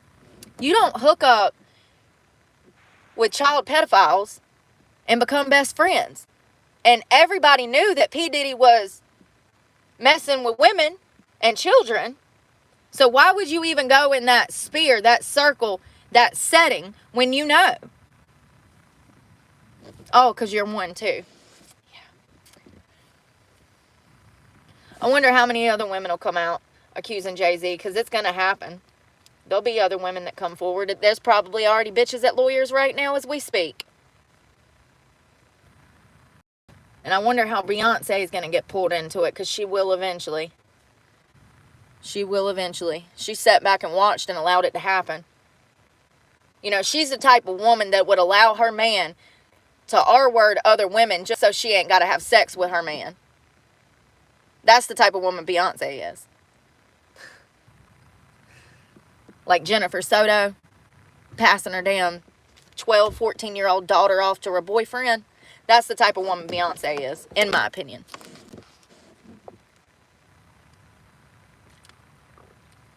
Beyonce's the type of woman you could tell that there's a scratch and sniff at the bottom of a swimming pool, and she'd dive down trying to scratch and sniff the bottom of the pool. Yeah, just dive down there. If you're down there long enough, you'll smell it. Go all the way to the bottom. Start scratching and sniffing, girl. Dumb bitch drown. I can't stand her. I ain't never liked Beyonce. I see through her. I don't know how people don't. Like Oprah and Ellen. We know they're evil. Look at how they treated their guests. I have one friend of my mom. Me too, girl. Me too. You. You.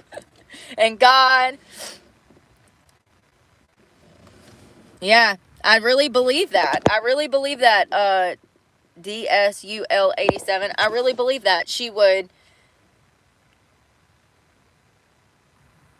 allow women to be harmed just so she didn't have to. They got a weird relationship anyways. Jay-Z and Beyonce. They weird. They weird. I don't understand. They weird. Like 9 stars out of 10 weird. P. Diddy is 10 out of 10 weird. And Ashton and Mila is on up there. They're like 8 out of 10 weird. Like, I really just can't believe that they wrote support. I don't care if you knew that son of a bitch your entire life, which they kind of did. You don't write support letters for a rapist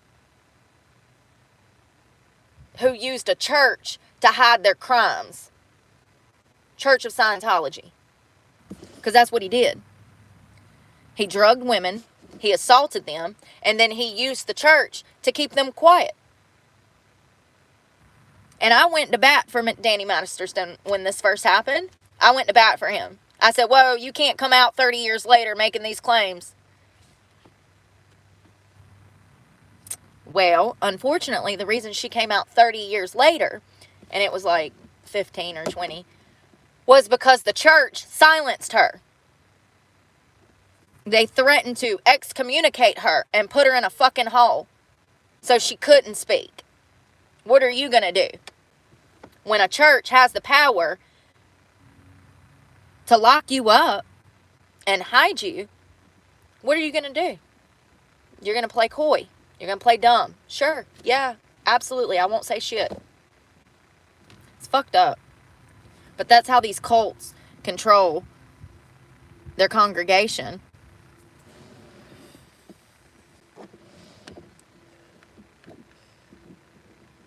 Yeah, Diddy has always been egotistical, self-centered.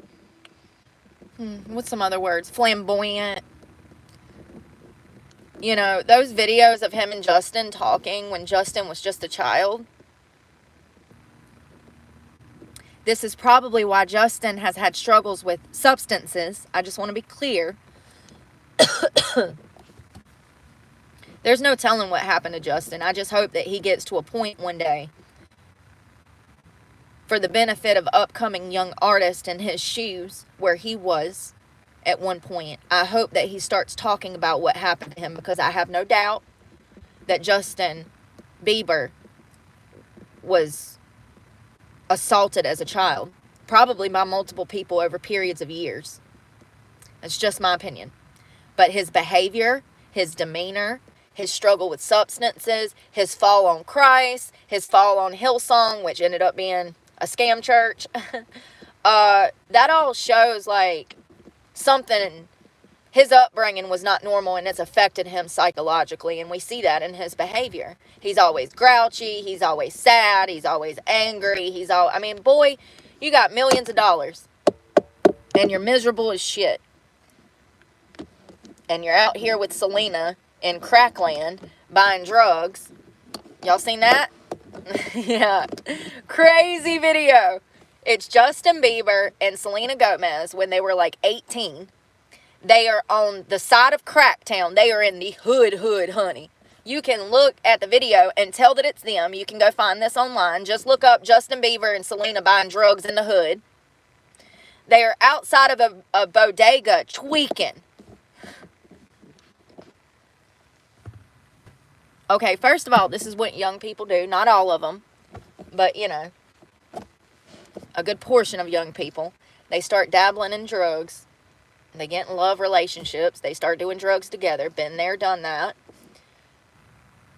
But it's clear to me that they would have to be buying drugs over there. There's nothing else. There was people in the bodega, outside of the bodega, said that they were tweaking. You can see in the video that they're tweaking. You can see that they are on some substances. And in my opinion, this is one of the reasons that Selena left him. In my opinion, I think that she was ready to grow the fuck up. I think she was tired of, you know, their toxic relationship.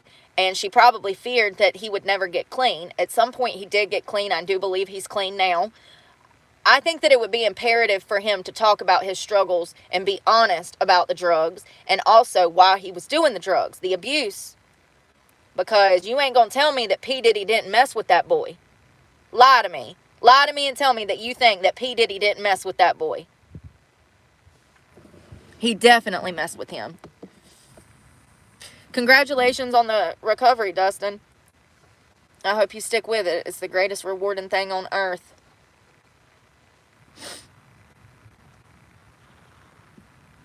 Congratulations, congratulations. Yeah, he probably did. He says, what did he say? I got Justin at the compound. We gonna kick it for like 24 hours. You know what's crazy is there's a video of the first year that Justin went to go stay with him for 24 hours. And then there's an additional video from the year after where Justin goes back to stay. Those videos are like Justin's demeanor in both of those videos from just a year are completely different. completely different. I don't know. I wish that Justin would come out and just tell the world what happened to him, but I think that for boys, there's a lot more shame that comes behind admitting that you were a victim of sexual assault in some manner. And even if it was, I don't care if it was just remarks that were said to that boy. Something happened to that boy to make him the person he is today. I mean, does he even make music anymore? I don't know. He just don't seem well. I mean, I'm kind of glad that he's got Hailey Bieber, because I know a lot of people don't like her, and she's, you know, suffers from nepotism and egotisticalness, but she seems to love him, and she seems to want what's best for Justin, and she seems to actually have his back. And so for that, I am grateful to Hailey, even though I don't really care for her. She seems to truly love him, and I do think that they are good for each other if he can get his attitude under wraps. He's always grouchy. Maybe he is on drugs. I mean, that's a sign of massive cocaine use, being grouchy and looking like a bum. And he fits the description. So, I don't know. Maybe he still is on drugs. I thought he got clean. But him and Selena was definitely, allegedly, buying cocaine in the hood, honey. And there's videos of it online. When I saw that, I said, oh my God, not Selena. Not Selena. Little Miss Angel. I mean, I know that all these people are not angels, but Selena, what are you doing? I mean, it does make her appear more human knowing that she's, you know, had struggles. And I'm glad that she's engaged to Benny, because he seems like a great guy. You know, Benny Blanco, they're married. Yeah, that Diddy Meek Mill audio is torture. Torture. It's heartbreaking. I mean, and that's alleged. We don't know if that's actual audio of Meek Mill being raped by Diddy, but that's what's alleged. And there's a video, a recording that you can go hear that sounds like hell on earth. So hell on earth. I don't even know how I heard that, but I did. And it sounds violent and sad. But hell, allegedly, Meek Mill don't mind. I mean, that's what's alleged, is that him and Diddy were close. And don't they still run together? I don't know. My hair looks so good. That damn Tresemme shampoo, I guess I've been using too much of that damn other stuff. That Tresemme made it look a lot better. I love it. I want to believe it's real. The dad from Family Matters? No. The big guy? The papa? Didn't he wear glasses? Or was that Urkel? I used to love that show. Did I do that? I used to love that show. I grew up on that show. Family Matters was a good one. So was the Cosby Show, until we all found out what he was capable of. I still can't believe they let that son of a bitch go home and die. Or go home. Is he still alive? Or did he die? You know, this shit, that's a prime example. Bill Cosby, Harvey Weinstein, Andy Warhol. This shit's been going on for decades. They've been using the entertainment industry to rope victims in for decades. You know, Marilyn Monroe didn't die because she wanted to die. She died because she was going through immense pain and overdosed. And she was having a hard life, just like Anna Nicole Smith. The over-sexualization and the assaults that they went through over and over. There's no telling what poor Anna dealt with, or Marilyn. This shit's been going on for forever.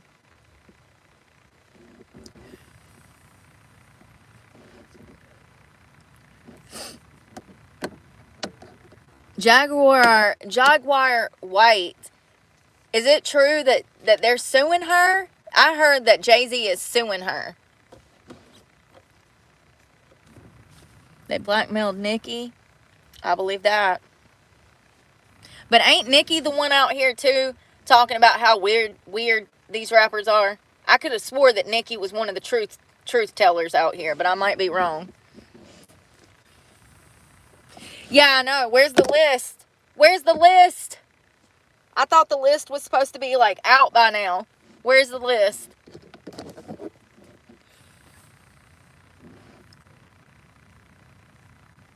Oh, Lucifer was the angel of music. Interesting. Interesting.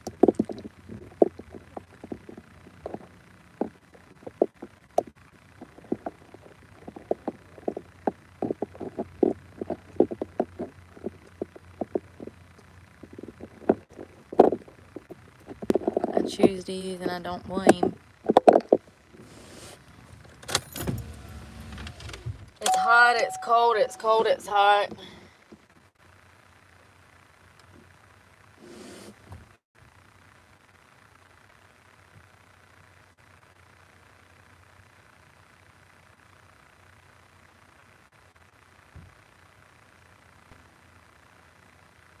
I'm sorry, I'm being nosy. These people are on a date. He opened the door and everything. First of all, I don't understand. I don't understand. I don't understand.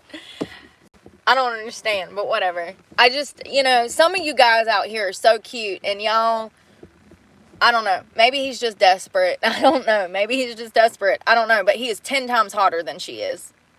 First of all, she don't even look like she brushed her teeth before she came on this date. He opened the door for her, and they just walked off the beach, and I could hear them talking, and he, like, opened the door for her, so I'm assuming it's a date, because he opened the door for her and closed it. But she looks like that woman that was working at Planet Fitness that was high that came up to me. Like, listen, maybe he's just trying to get laid, but he seems like he's genuinely interested. So if they want to be happy, go be happy. But I just want men to know out here, you can do better half the time. I be seeing some of y'all's wives and shit, and I'm like, how the fuck? Oh, because she's, oh, what do they call it? What does Jordan say? You gotta be, fuck, what does Jordan say? You gotta be, agreeable. So I guess if you're an agreeable woman that's ugly as shit, you can get a fine man nowadays. That's all I'm saying. Just be agreeable. Just roll over and take it, and you'll be fine. I could never. Ugh. It's crazy. He looks like men go for women below them, women go for men above them. That makes sense. But I thought I wasn't hot. Yesterday I wasn't hot. Yesterday I was ugly. So make up your minds. Make up your minds. Now I'm hot. Make up your mind. No, I'm single by choice, honey, because I know better than to involve myself with someone when my life is not stable. See, that's the difference between me and you. It's called common sense.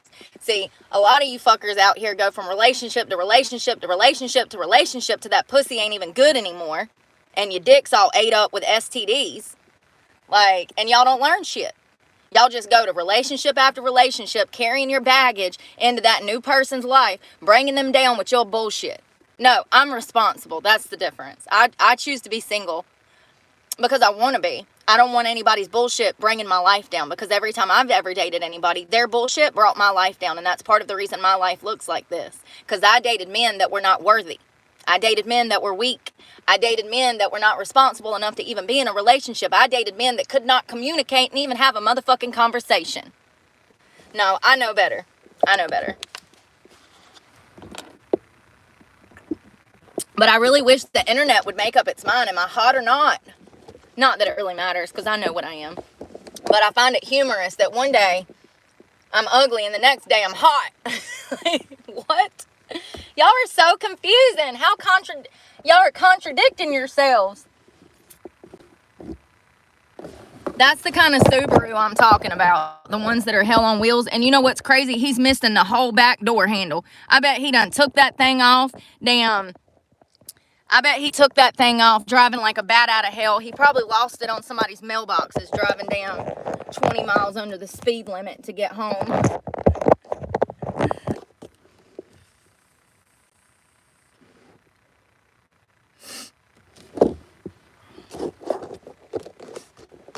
I did not date rich man. I'm sorry. I'm sorry you feel that way, but I didn't. I don't think I've ever dated a rich, well, one rich guy. All of the guys I ever dated were middle class, and some of them lower middle class. I dated one guy that had holes in the fucking trailer floor. So, you don't know what you're talking about. I dated one guy that was rich. Yeah, one. And that was narcissistic abuse. That was a trap. That was a trap. If I ever was set up, that was the one time I was set up. But, you know, these things happen. You think that people care about you, and then you get with them and you realize, oh, wow, your ex-hunger self? No way. Do tell more. No lie. They found her body hanging in the fucking front foyer of her $1 million house. That's how happy she was in that relationship, dating a millionaire. And he wasn't a millionaire. He was lying about his money. Matter of fact, when I moved into the house was under fucking foreclosure. You think he told me that? That's what it's like dating a rich guy. They hide everything. They're fucking everybody behind your back. They're doing drugs behind your back. They're fucking narcissistic pieces of shit. And the whole time, they're working for the federal government as a computer programmer. No way. Yeah way. Yeah way. Absolutely. House under fucking foreclosure. Drug problems. Yeah, so no, I've dated one rich guy, and he wasn't even rich. He lied. Go figure. Not a man lying. Not a human lying. And it's so funny, because we used to argue, and I'd be like, your drug problem's going to wind you up in a mobile home. Guess what he's living in Virginia now? A mobile home. So, I just have a way of seeing shit for what it is, honey. And when I speak it, it comes true. I don't know what that shit is. I think it's my sixth sense. I think I just have intuition. I can see down the road. It's common sense. It's behavioral patterns. It's psychology. It's just basic human shit that everybody should have by the time they're my age. You live through enough shit, you can absolutely predict a person's behavior and their future. Absolutely. I can meet somebody one time, have a 10-minute conversation, and tell you where they're headed in life and what type of person they are. I probably should be a psychologist. With that kind of intuition, I should hone in on that and absolutely use that for good in this world to help people. Unfortunately, I can't afford a 12 to 15-year degree, and that's what it is. You have to become a doctor. It's a doctorate, okay? You gotta get that DR before your name to be a clinical psychologist. So that's unfortunate. Now, if I did ever choose to do that, my criminal record wouldn't hold me back, because by the time I was done with that 20-year degree, I could get my record expunged. So I could absolutely do that in the long term. But I told that son of a bitch, I said, your drug problems are going to put you in the poorhouse, and you're going to end up in a motherfucking trailer on somebody else's land. Well, wouldn't you know it? He lives on his brother's property in a trailer, potentially still with a drug problem. In my opinion, absolutely with a drug problem. That shit in D.C., when we went up to D.C. last year, was unnatural. Unnatural. And I'll leave it at that. He was all over the fucking place, erratic, wouldn't even give me time to put on my makeup before we went out. He's just ready to go. And I'm like, whoa, wait a minute. I'm a fucking girl. You already know this. We lived together for what, like over half a decade? You know I got to get up, brush my teeth, have some coffee, wash my ass, put my face on, get dressed. Like, and he would just be ready to hit the door, acting crazy. He didn't even pack a bag for the trip. He didn't even pack a bag for the trip. He had on 2-day-old fucking socks that stood up when he took them off. Pay attention. Pay attention. Hey, Dirt Road Devil. Thank you for becoming a bronze member. We don't do much over here, just talk shit and psychoanalyze. Psychoanalyze all of our exes. You got one you want to throw out there? Because I know bitches are worse than men sometimes. Listen, I heard Candace say on her podcast last night, she was talking about how disrespectful and degrading women are. And She says bitches are nasty. And that's what I say. And then people get mad at me for saying the same shit, but it's like, whoa, I said it first of all. Second of all, I guess because she has a cult following, she can say it and I can't. But it's true. Girls are nasty. Y'all, I've worked in some strip clubs where bitches were nasty. That one girl that was charged with murder, who's pending trial, first of all, she killed her. They found his body in his apartment. That's why you don't fuck with strippers. They do believe that they were having a sexual relationship for money. His name was Robert. This is out of Charlotte. He was found dead in his Hickory apartment. The girl's last name is Martinez. Brianna Martinez. She was crazy, y'all. She was one of them strippers that would, like, leave work, go party after work, even though she's been partying at work all day long. Leave the club, not even wash her ass, and come back to work the next day. I'll never forget her nasty ass feet, like, y'all. And these motherfuckers would come in there and pay to get dances from her. Stinking, dirty ass hair, fucking feet look like ferrets been chewing on her toes.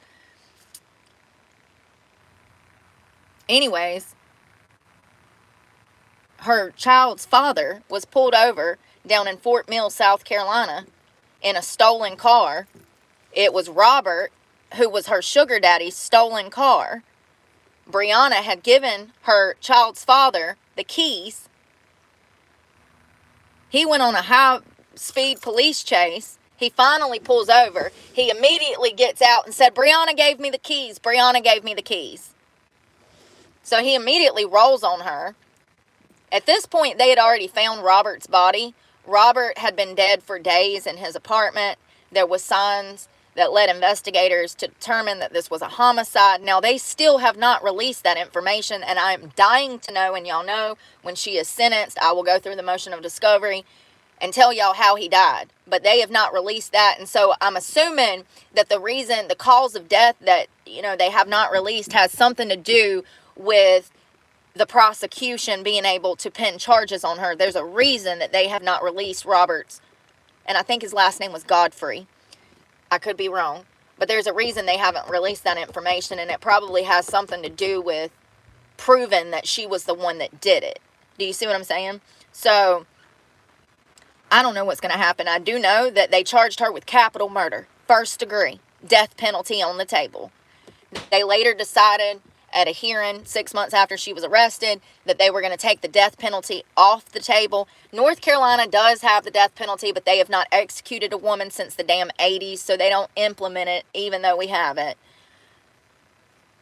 Either way, she's going to end up in Raleigh, maximum security prison. I'll know exactly where she's going. I know what unit she's going to because she'll be a lifer and she'll be on lockdown 23 hours a day for the rest of her life because of the fact that this is a first-degree murder charge.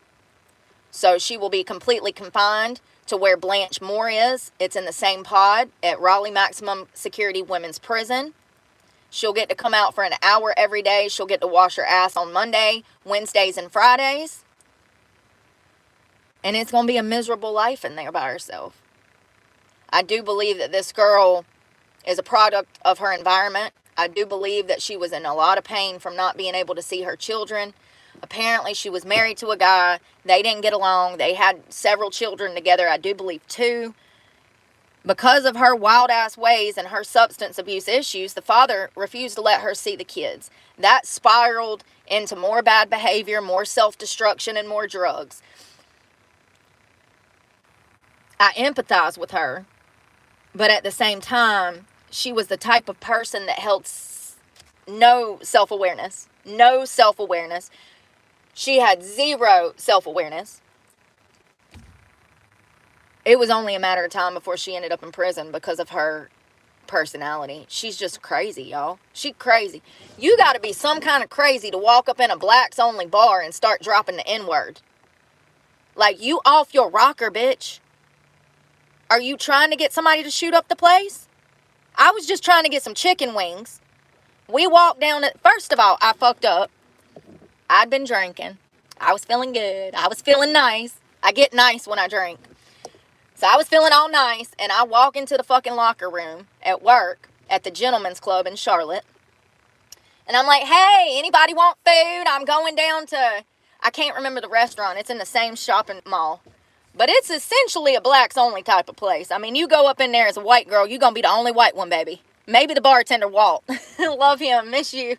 But it was essentially, you know, it wasn't like they had a sign on the door, you know, or anything, blacks only. But it was one of those spaces where everybody knew everybody. It was everybody from the South Tryon area. And, you know, it was a nightclub. They would stop serving food at like 10 or 11, and then the parking lot would get crazy. They had to hire private security, and they would have events over there, and they'd have damn 500 people out there in the parking lot just drinking and drugging. I mean, it got wild, y'all. There was shootings over there bi-weekly pretty much. But this dumb bitch who was white and half Hispanic, she walks up to the restaurant with me. We sitting at the bar, and this bitch starts dropping the N-word. Listen, you ever want me to get missing, just drop the N-word and I'll be gone. All you'll see is a cloud of smoke. I mean, it's so embarrassing. It's so embarrassing, first of all. Second of all, when I was in high school, shit like that would get you killed. Absolutely. There was a kid that died for dating a black girl. They killed him on campus. Being a person not of color and dropping those kind of words, in my opinion, those are fighting actions. If I'm in public and we're in a Walmart and I watch some old white lady drop the N-word, I'm going to expect to see her get punched in the mouth. And I'm gonna turn my head and walk the other way because she done it to herself. You know what I mean? There's just lines that you don't cross in society. And saying that word is one of them. It's disrespectful. I hate to see black people say it to each other. So I'm uncomfortable. I'm telling her to shut the fuck up. I said, girl, please stop saying that. Girl, stop, please stop saying. I'm about to leave if you say that again because I don't want to hear it. And at this point, there's people looking at us and shit. Okay? 2 little white girls up in the bar, one of which is dropping the N-word. I wanted to crawl under the bar and die. And then this dumb heifer says, oh, it's fine, I'm half Mexican. Oh my God.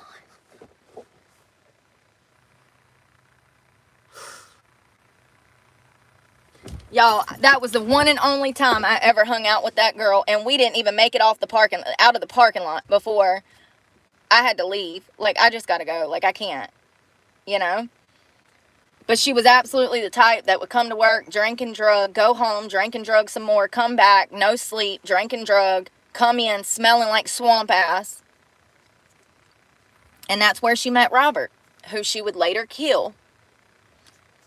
We don't even know what the motive was. I would be willing to bet that it was money, but prosecutors have not released that information. Her name is Brianna Martinez. You can look this case up. It's out of Charlotte, North Carolina, if you want to. In her mugshot, you can see that she's got half green hair and half black hair. I mean, she looks like something out of a fucking Joker movie. Tattoos all over her face. I mean, that's what strippers in strip clubs look like now. Go look at Brianna's mugshot. That's the expectation in strip clubs now. They don't want girls that have their shit together, somewhat. They don't want girls that, you know, are the mold of, like, America. They don't want, like, you know, beautiful red bones, yellow bones, white girls. They don't want girls that can hold conversation and dance, use the pole. These girls that are coming into these clubs don't even know how to dance because they're prostitutes. There was a switch after COVID, which is why I left the game. You know, I can't get down with that. I was never involved in having sex in strip clubs. Ever. You know, it's not my thing. Not my thing. That's not what I signed up for. I signed up to theatrically perform, you know, to put on a show, to bring a smile to your face, to make you feel not so bad about your life, to tell you that your wife doesn't hate you, you know. That was my job, to be a on-site therapist. It's just crazy how shit just got switched up because everybody was so desperate for money, and now these hoes ain't making no money. You thought you was gonna make more money? Not anymore. I thought it was bad damn after COVID. When I finally switched to the Gold Club during COVID, you know, the money was not there at first. And then it started coming in, but like, it wasn't the same as pre-COVID. It wasn't the same as February of 2020. When I went back to work that summer of 2020, because we served food, we could be open. We were essential workers, you know, essentially. Things I noticed immediately that management was implementing more of a I didn't see shit, I can't do shit attitude. Girls would go upstairs, specifically immigrants, Colombia, Mexico. They would go upstairs and fuck customers, and the managers wouldn't do shit about it. And it was never like that before COVID. So I noticed the switch when we started getting a high immigrant population of girls in these clubs. I noticed the switch that these clubs were desperate for money, so they were just allowing all of this sexual stuff to go on. I walked in a strip club to get a job 2 years ago, and there was a girl on stage with a butt plug in her butt. Do you know how illegal that is, first of all? Highly illegal. Highly illegal.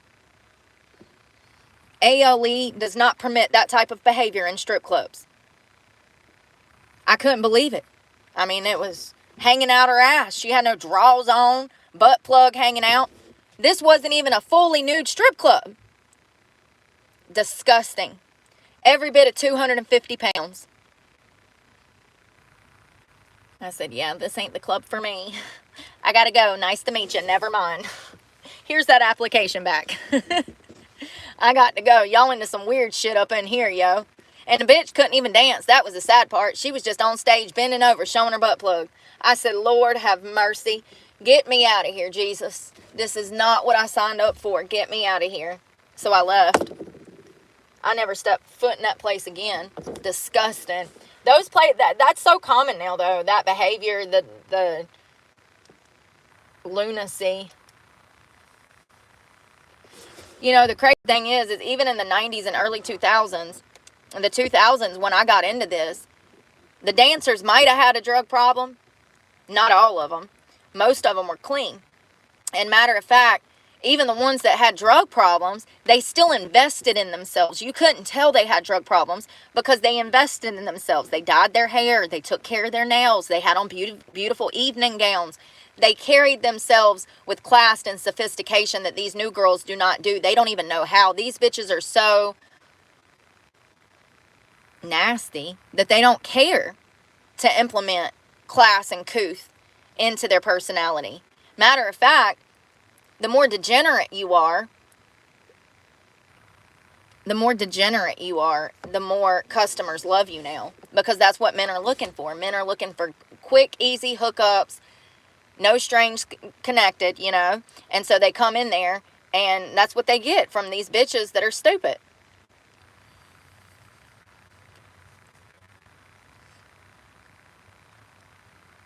I've been in clubs and the girls are carrying around condoms in their bags and shit. That's another telltale sign that you're in a brothel and not in a strip club. And most of these places are like that now. I would say about 90% of them throughout the United States, especially on the East Coast. And California was always like that. When I went out to California, I worked at a strip club. It was horrible. It was prostitution 101. I think it was called Fantasies in Los Angeles. I could be wrong. I could have the name wrong. That was 10, 15 years ago. And I remember all of the girls having bags. And back where I was from, we couldn't carry bags because of drugs, because of condoms, stuff like that. The club wouldn't let you carry a clutch. You had to put your money in your garter. And that was also state law at the club that I worked at in North Carolina. So we had to wear a garter to put our money in. And I remember when I was in California, the dancers telling me, yeah, you got to get a bag. How are you going to carry condoms? I was like, huh, what? That was really one of my first experiences with a strip club being a brothel. That in Miami. When I went to go dance in Miami, I watched 2 different girls drop down for less than $70. I was in between them giving a dance. I look over, the bitch is giving a blowy, and I look over here to see if this dancer sees what this dancer's doing, and this bitch is sitting on one. I ended it right there. And walked out the club. I quit on the spot. That was called booty traps. Listen. I was out of there so motherfucking quick. And then I went to Showgirls, which was right down the road. Not far. What is going on with my face, y'all?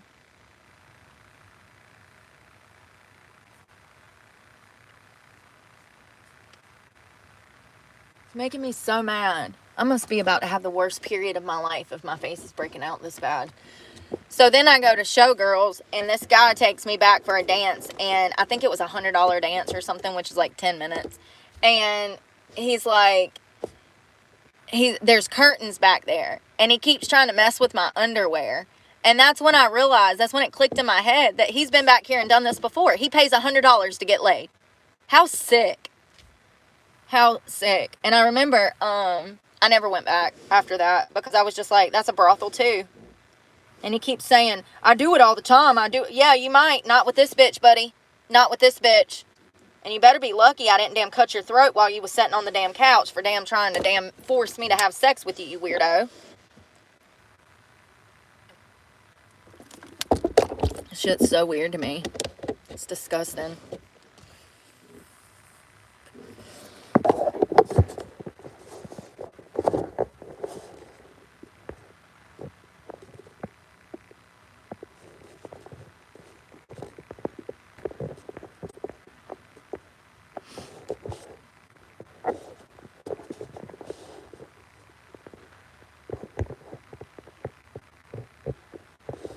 Yeah, and they'll continue to be that nasty. And you know what? They'll go around spreading diseases because we have people out on the internet saying, gay men, pushing the message that you don't have to tell your partner that you have an STD now. Did y'all see that? There's been 2 gay men in 2 months that went on 2 different podcasts that said openly that they do not tell their partners that they are HIV positive and have STDs. And they are telling millions of people that they do not have to disclose to their next sexual partner that they are STD ridden. Is that not crazy? Yes, you can go find it on YouTube.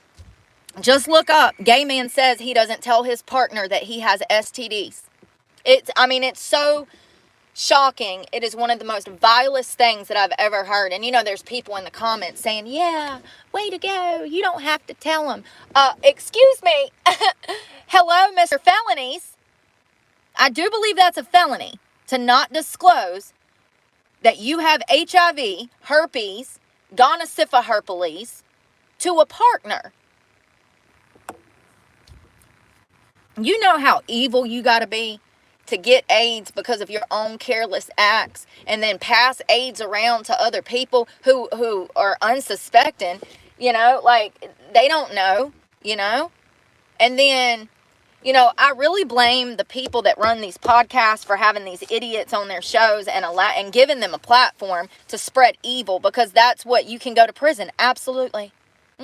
There was a girl a few years back that was infecting men intentionally, and she went to jail.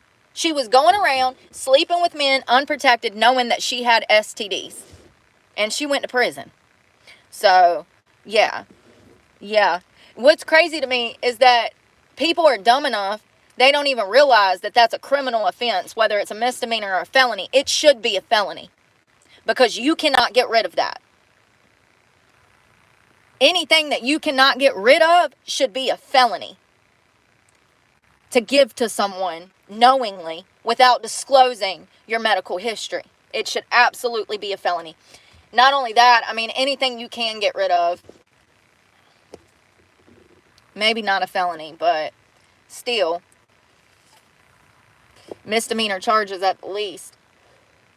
But to hear these people on these podcasts like cheering these 2 gay guys on that have diseases that they don't disclose to sexual partners, it just makes me sick. It shows how degenerate society is and which direction we're headed in. These are the same people that want to make pedophiles not pedophiles anymore. They want to destigmatize the name pedophile, sex offender.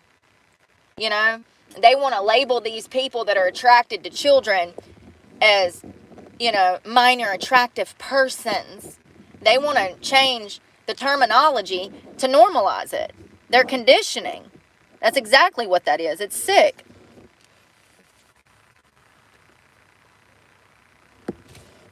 Alabama. That's a baby in a bar.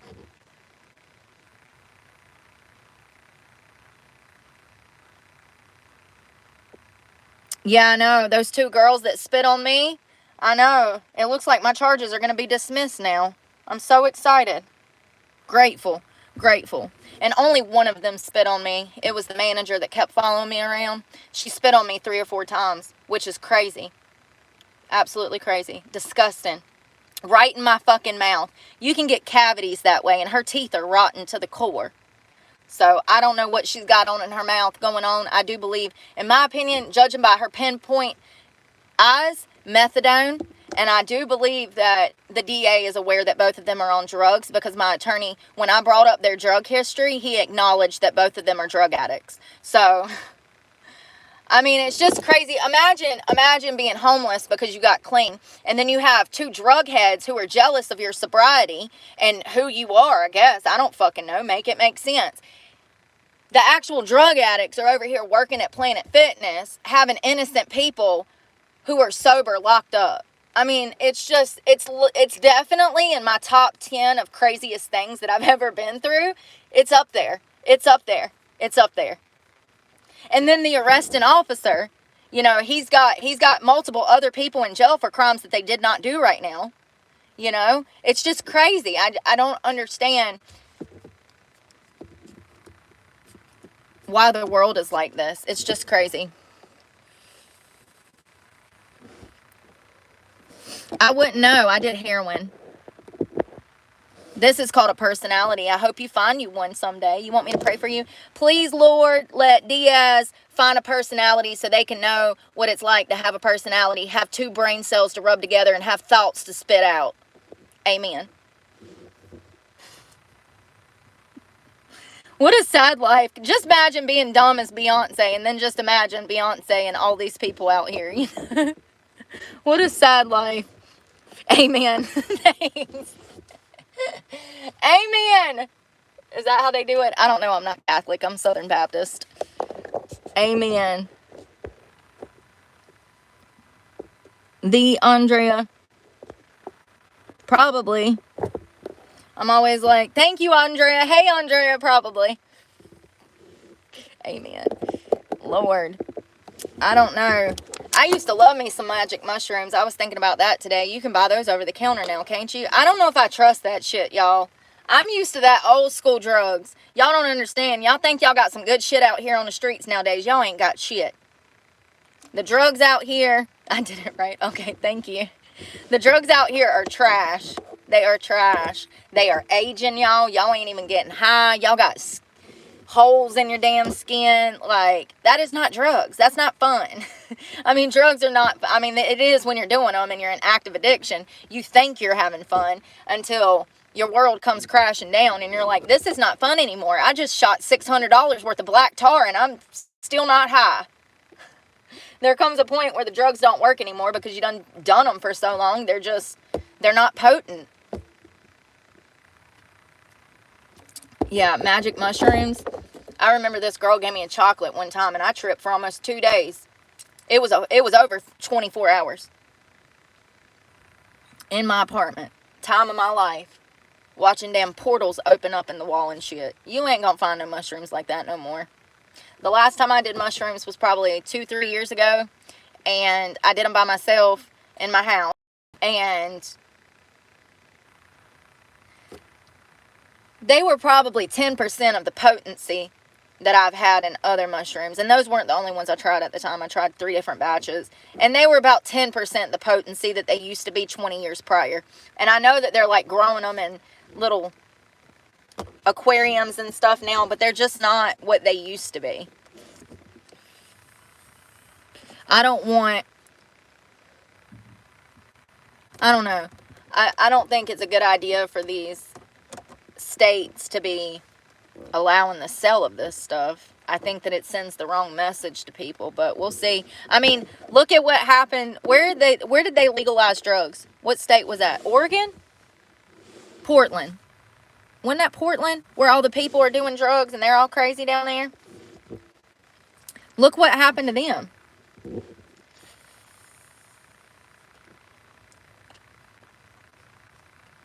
Oh, the THC pens. Yeah, I stopped smoking THC like a few weeks ago. I'm trying to stick to it. I don't think there's anything wrong with THC unless you're abusing it. Because some people that get clean off of other drugs fall into the habit of too much THC. Portland, Oregon. Yeah, look what happened over there. It was going to be revolutionary, right? Everybody will stop doing drugs because we decriminalized and legalized drugs. For those that don't know, Portland, Oregon has some of the worst drug problems on their hands right now. People have absolutely fell into full-blown addictions. People that had never even used drugs before started using drugs when they legalized them. I mean, there's just strips, whole stretches of roads with people just passed out, dying on the strip. You know what I mean? Not as nasty as you. Bless your heart. It backfired. They got vending machines with needles in them. They got vending machines with Narcan, which I agree with. The Narcan, and at this point, it's a must because people are dying everywhere because these dumb fucks legalized drugs. I wonder how many people the Biden administration killed by allowing this to happen. And you know, they did it for money. They did it to get federal funding into the state. So sick.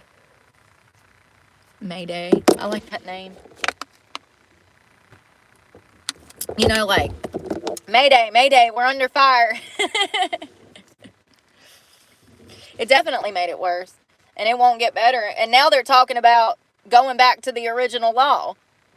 Now they're talking about backtracking. Oh, wait a second. It just so happens that this is not Portugal. Okay, because that's what they did in Portugal. And in Portugal, they legalized drug use and drugs, and it cut down on the people using drugs. So yes, it worked in Portugal 20 years ago. That was their grounds to legalize it in Oregon. Backfired. Now they have an epidemic on their damn hands. No nurses, not enough police, because they defunded the police. Nobody wants to be a nurse after COVID. So they have a problem. They have a huge medical problem, huge substance abuse problem. And now I read that they're gonna go back to the original law. So Xanaxes are horrible. Xanaxes are the devil. Like, I committed my crimes on Xanax. When I got in a fight with 2 girls, I was on Xanax. Now they're allowed to change laws. Yeah, I guess so, since the Republicans have control. Or at least they will come January 20th.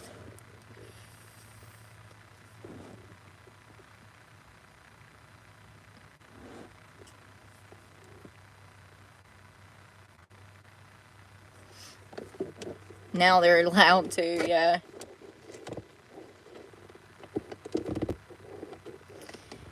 Yeah. You know what's crazy, though, is that down here, fentanyl's not a problem. It's the methamphetamine down here. You see everybody on meth.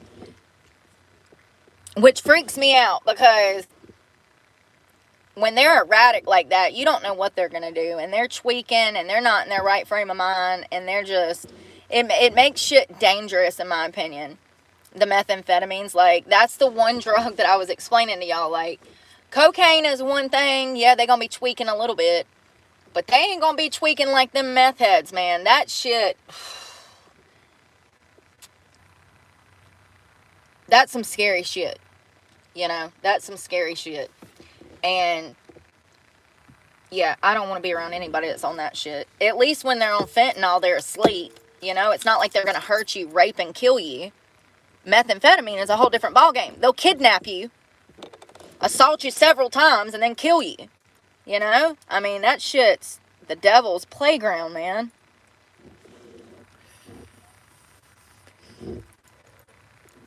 I think that, yeah, people on meth scares me too. Scares me too. I did heroin. I never fucked with meth. I'm sorry you don't have a personality and you don't know what it looks like.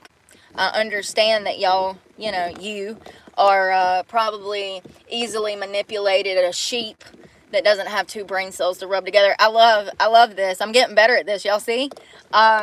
Yeah. That instant gratification has you silenced into stupidity. But I can assure you there's lots of people out here with personalities, something that you'll never know of, that don't need drugs to have a personality. Just because you have to use methamphetamine to have a personality doesn't mean that I do. And matter of fact, I used to love heroin. I never was into meth. I wanted heroin to forget. See, methamphetamine, that shit just makes you remember, in my opinion. You're going to be damn sitting in the corner, going over details of something from 20 years prior. I can only imagine what that shit would be like. You know what I mean? Yeah, congratulations on the benzos. That shit's horrible. Horrible. That changes, we've talked about that before. That changes a person's whole mentality. It changes, I swear, it's like a switch. They take that Xanax and they become a whole nother person. You might wake up with a whole new closet full of clothes. You might wake up in jail. Regardless, it doesn't really matter because you're not going to remember. But the arrest warrant will tell you what you did. You know what I mean? At least the cops will be there to hand you some handy-dandy paperwork to let you know what the fuck you did. Because you ain't going to remember shit. That stuff's, ugh. Yeah. Benzos. I never got into those. Somebody gave me Xanax and told me that it would help me come off of heroin. That turned out to be a lie. That turned out to be a big, fat lie. My forehead does look better. That benzoyl peroxide works. Yeah, now it's just focusing on people, places, and things. Because people see you in your newfound sobriety and they'll be jealous and put shit back in your face just to get you back on it. Them are not your friends. You have no friends in this world. Jesus. That's your friend. Jesus. What is under my nails? Jesus. That's the only friend you need.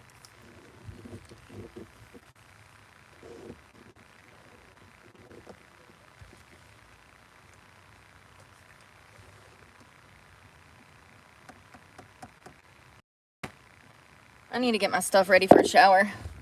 Oh, I got on all these clothes. I'm starting to sweat. Let's see what the temperature is.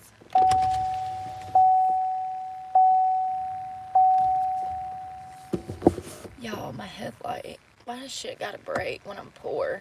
50. Why does shit gotta break when I'm poor? I can't afford this shit.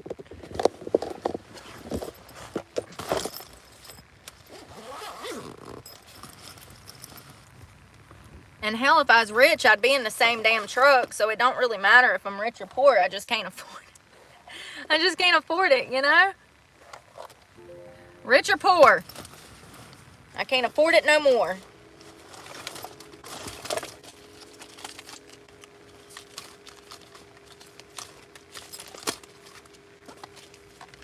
We definitely need to do laundry today, y'all. That whole back seat is full with shit. Did I tell y'all I finally found my razors? I bought every single pack at the Dollar Tree. It was only 3. Hey, Emily.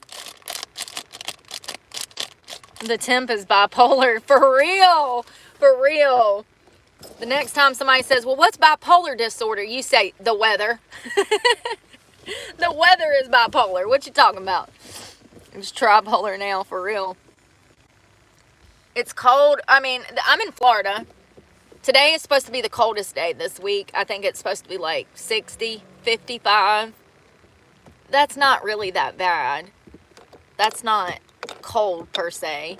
But I'm a sun bunny, okay? I'm a sun bunny. I need my sunshine. I need my 70-degree weather. Hell, if it don't warm up here, I might go damn souther. Hello, hello. Snowing here. Yesterday it was 50. 35. Tennessee. Tennessee. Y'all be wilding out there, especially in Memphis.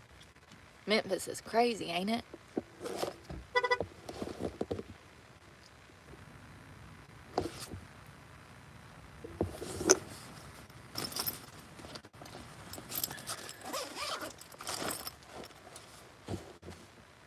Ugh.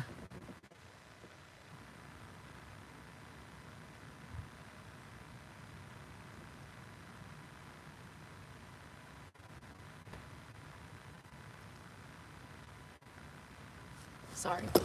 I'm just being nosy.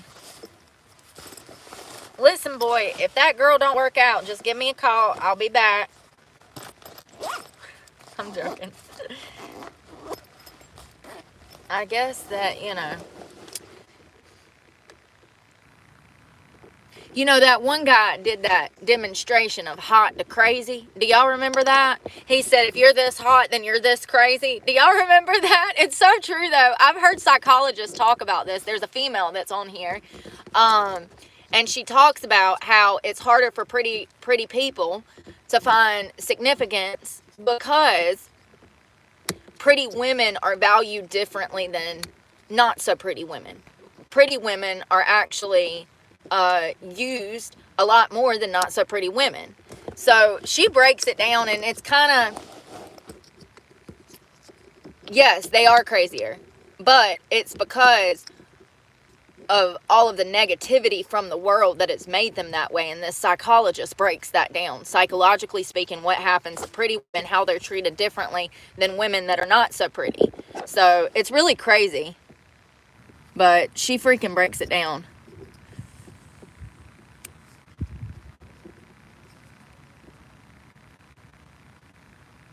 Shelbyville.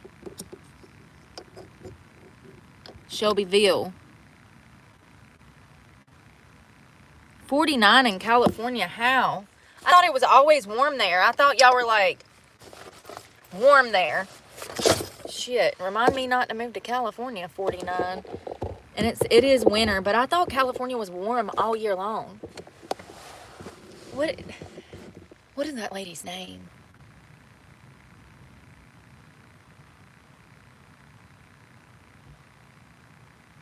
Can't think. She won the Andrews podcast. The Andrew or Dr. Huberman.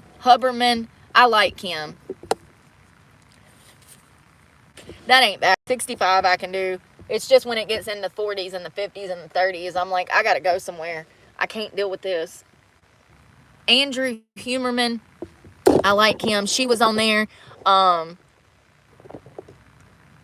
Lord. Can't wrap gifts. I'll wrap your gifts. I'm good at that. Mama used to make me. My parents, I had to wrap people's gifts growing up. And if it wasn't done right the first time, Mama would unwrap it and make me rewrap it. When you're raised to be a perfectionist at like 6, you become a perfectionist. This is why I have problems. Thanks, Mom. No more plastic gift wrapping. Y'all remember? No more wire coat hangers. What was that? Mommy Dearest? Yeah. No more messed up gift wrapping. Gift wrapping. For real, for real. She'd be like, that corner's not even. Undo it and redo it. Okay. Thank you. Damn, my whole face is breaking out. Y'all, it's probably from the benzo peroxide.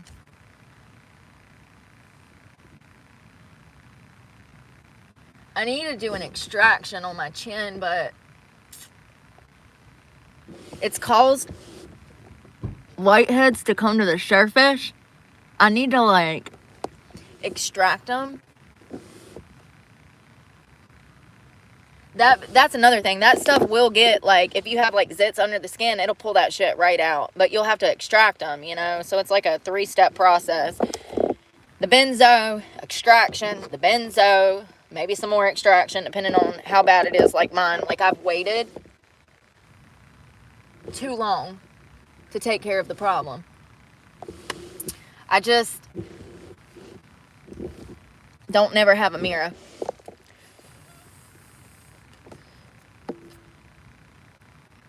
That was based on true stories. I did not know that, Jennifer.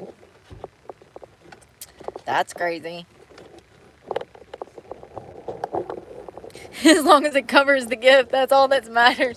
I saw a girl wrapping Christmas presents with Trader Joe gift wrapping. She was using the Trader Joe bags to like wrap her presents. It was actually cute. It was like blue and white, and she put a bow on it, and it said Trader Joe's. It was their bags to carry out groceries. She cut them in half and wrap gifts with it. I think that's cute. We used to do that with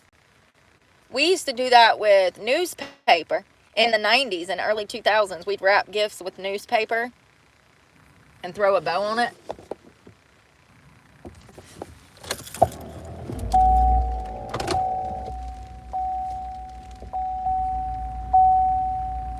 The ocean is so nice, but it's cold up here.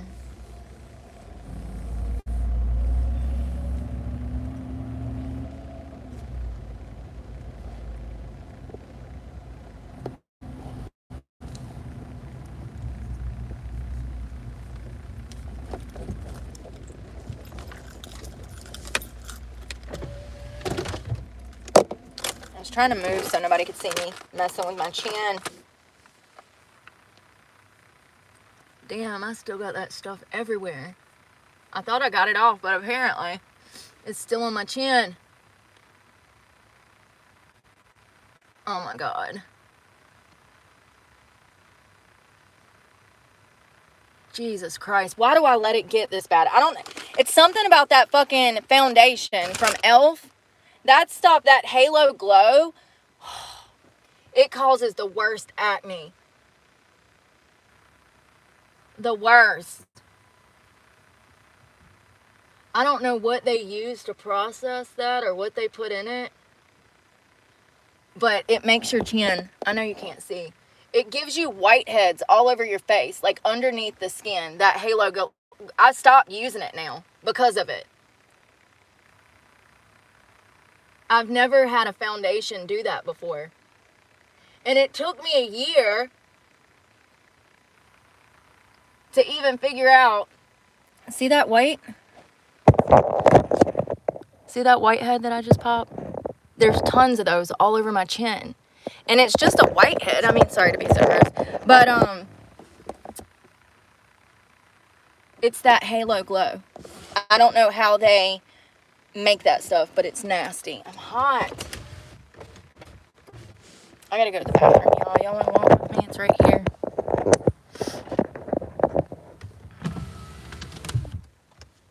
Oh, that's sweet. Paw Patrol. I think kids love that, don't they? Ain't that one of the, like, most liked things is the Paw Patrol? Oh, God, what y'all done? I think that's one of the most popular kids' TV shows. I don't know.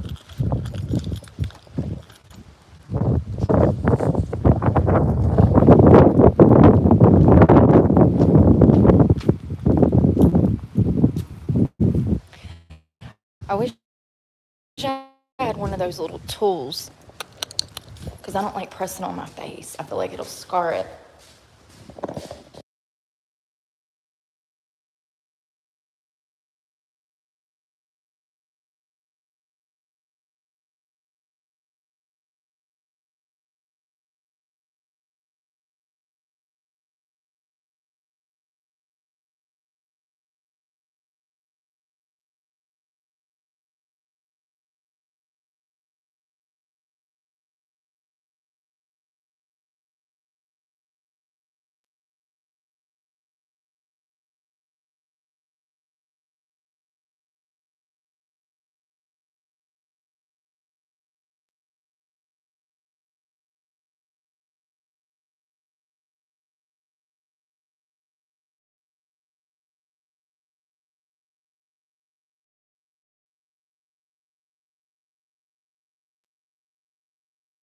was stuck.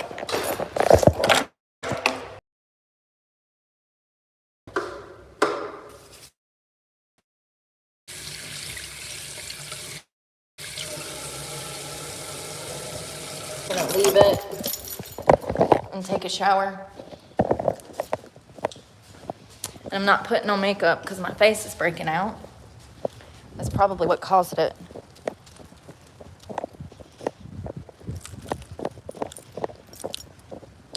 Beautiful day.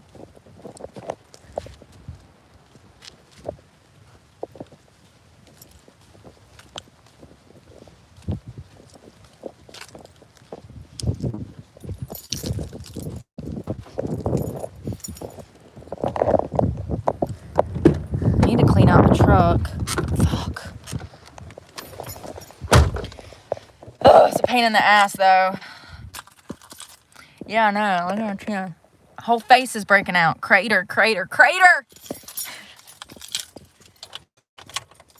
And his shoes are deep. It almost looks like it's bumpy. It's because they're deep under the skin. Because I haven't been using that medicine. I don't think I've put that benzoyl peroxide on my face in 2 or 3 months. This is what happens when I don't use it. I guess I need that. Now that I have some, I can, now that I have some, I can use it consistently. And it'll draw that stuff out of your face if you use it like, I would say like twice a week. In your trouble spots. So I go my T-zone and then I go on my chin, and that's pretty much it. Usually I don't get acne over here. Your chin is going to be hormonal. Different parts of your face is different things your body's telling you. So I didn't know that until recently.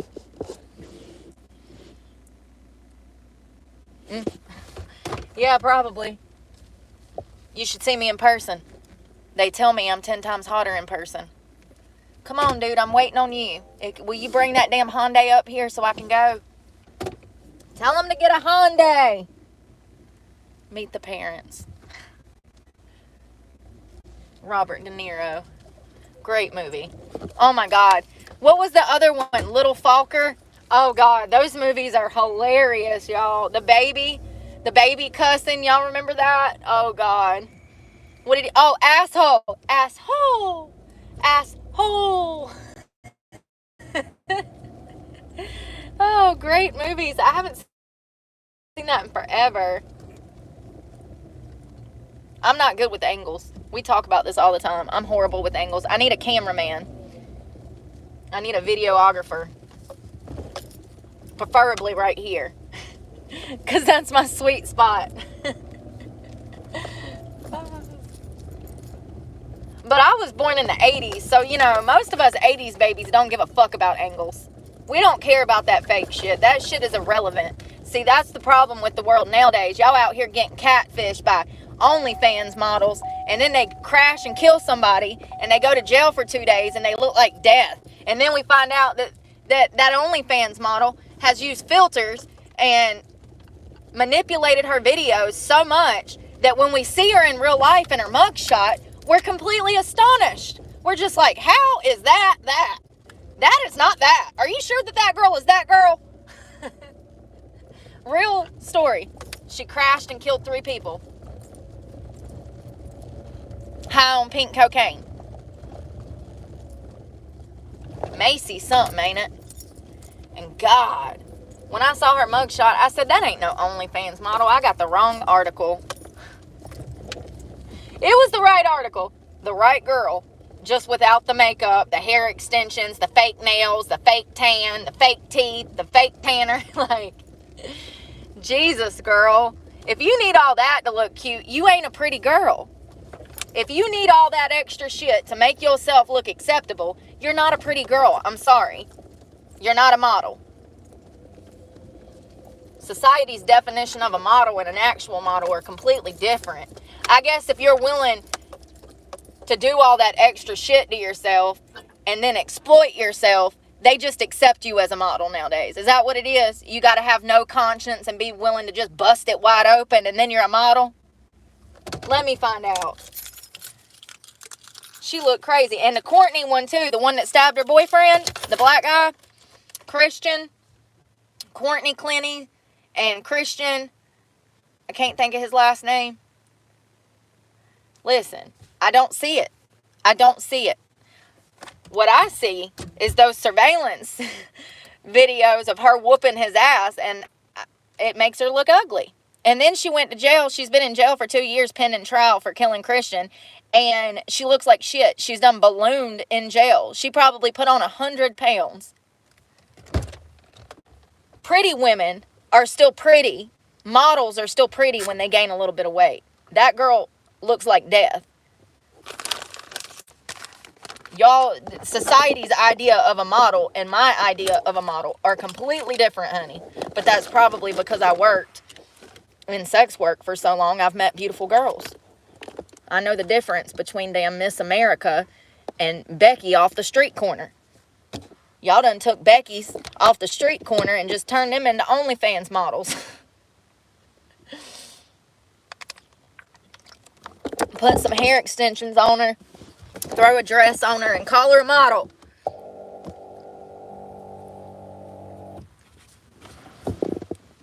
First of all, we gotta move all this shit. First of all, I need caffeine because I'm barely kicking it. I don't even feel like getting out of the car. See, I do drugs. My drug of choice. Sponsor me, Excedrin. Your product is tried and true for at least 20 years. My liver and kidneys have not failed yet.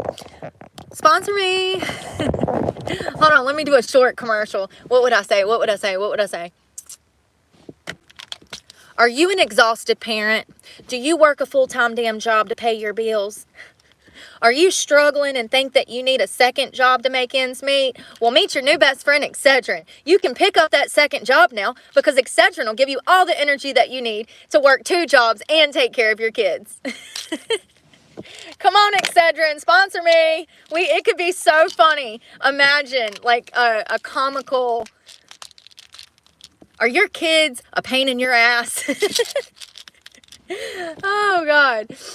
Is your husband stressing you out and you have a migraine? We could make it so funny, Excedrin. Come on. Call me.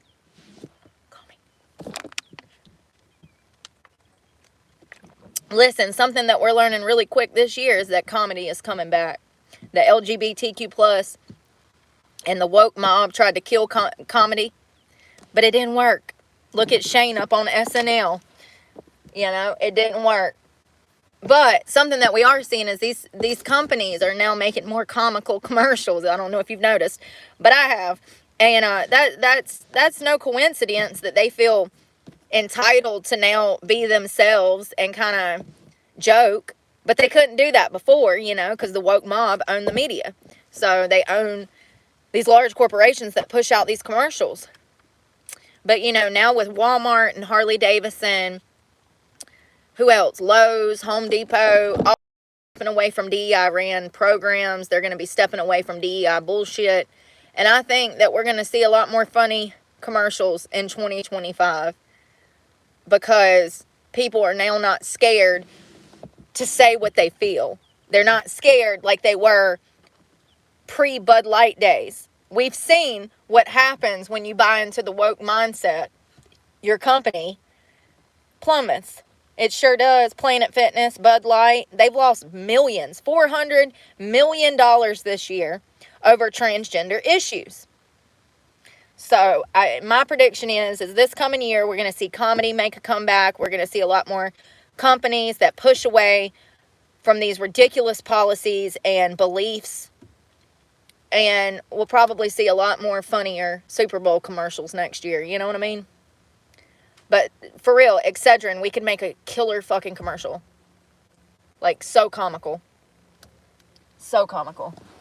Alright, I gotta get in the back. I don't want to, but I have to. I can't see what all I got back there, what's going on. Elevator up. Y'all, I'm not ready for Christmas. I need to, like, make up my mind when I want it. This bag is so big. It's a sleeping bag. Oh God, I got clothes on the floor back here. They're clean. Don't worry. Oh. Hair bows, trash, candy wrappers.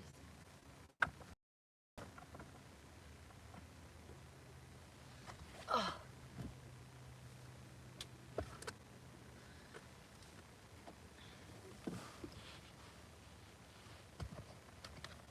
I need clothes for a shower, but I don't know what. Oh, let's try these black leggings because I think they fit now.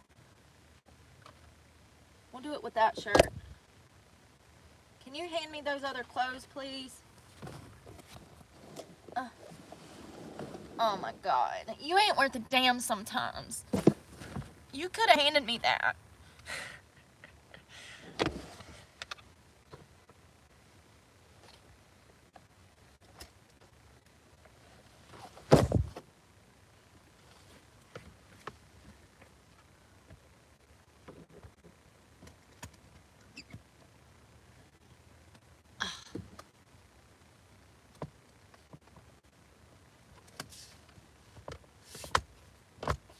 Why won't the damn thing lock?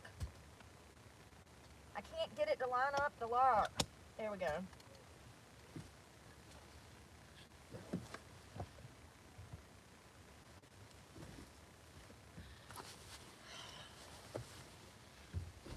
Why did I bring all these pillows? All right. Now we're gonna have to go around. Hold on one second. So I brought this pillow, and it does make it more comfortable because it's like oblong and it fits against my window like a bay, like a day bed. But when I'm cleaning, it's a pain in the ass to get out of the way. Socks for a shower.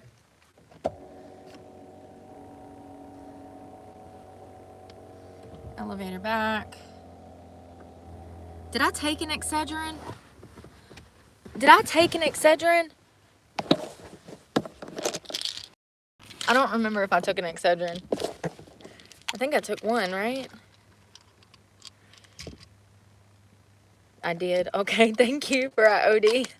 I remember having it in my hand, but I don't remember swallowing one. Sure don't. Sure don't. See how my ADHD works? I don't know how I didn't end up on drugs. I mean, how I didn't end up dead on drugs. I mean, I did half a dozen times or more.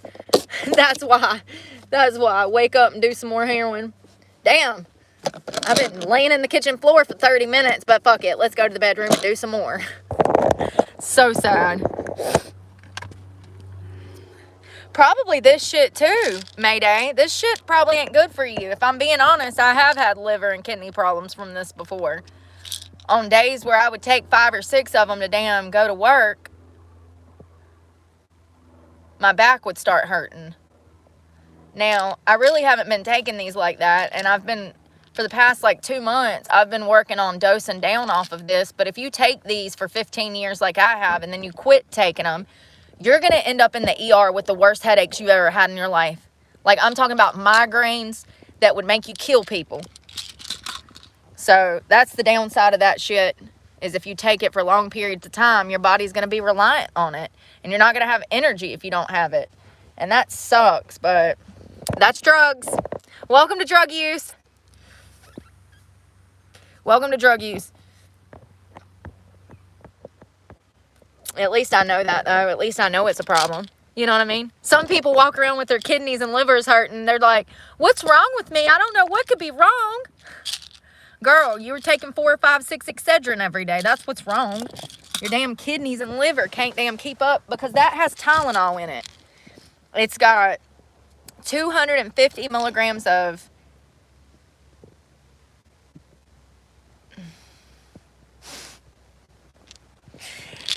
It's got 250 milligrams of Tylenol.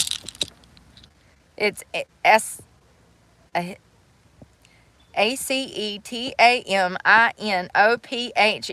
Yes, say that 15 times super fast. Aspirin. It's aspirin. It's aspirin. Brooke, if you just read the damn words, it's got aspirin and caffeine. Look how beautiful this place is, y'all. Look at them trees. The beautiful water. Let me be quiet. There's families out here eating and I'm just loud as hell. I need to damn learn to put my earpods in. My earpods in. Look at these beautiful trees. One of my favorite parts of South Carolina, Georgia, and Florida is this moss. Somebody told me in South Carolina, though, that moss that's up there that's hanging, hold on. This shit that grows in the trees that's hanging down, apparently it suffocates the trees. Now, I don't know if that's true. There's an animal in there. I don't know what kind of animal. But I heard him. They say that stuff suffocates the trees. I probably need some special meds. I mean, I'm borderline special ed, so, you know, no judge. No judge. I love that moss. It's so pretty. It makes everything look magical, don't it? That's what I'm saying. It just, you start seeing it once you enter into like South Carolina. You get out towards Folly Beach and Edisto and all of that. Love that area, y'all. It's full of clothes. What is that? Oh, it's a stripper hill. It's a unicorn hill. Oh, is that what it is? Spanish moss. Moss doesn't kill the trees, it preserves them. I wonder why somebody would tell me that. They're like, yeah, it suffocates the moss. The moss suffocates the trees. Does anybody know what this diamond feature is on here? I don't know. Something changed on YouTube. Y'all got that shit in Indiana? Something changed so I can see how many people are here. I can see how many likes I got. I can see how much money was donated. And then there's this new little icon. Something about gifts. But it has not. Listen, the thing about YouTube is they don't explain shit. That's part of my problem, part of my beef with YouTube.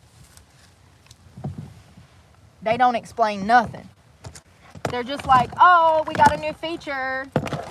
And then they don't explain to you how to work it.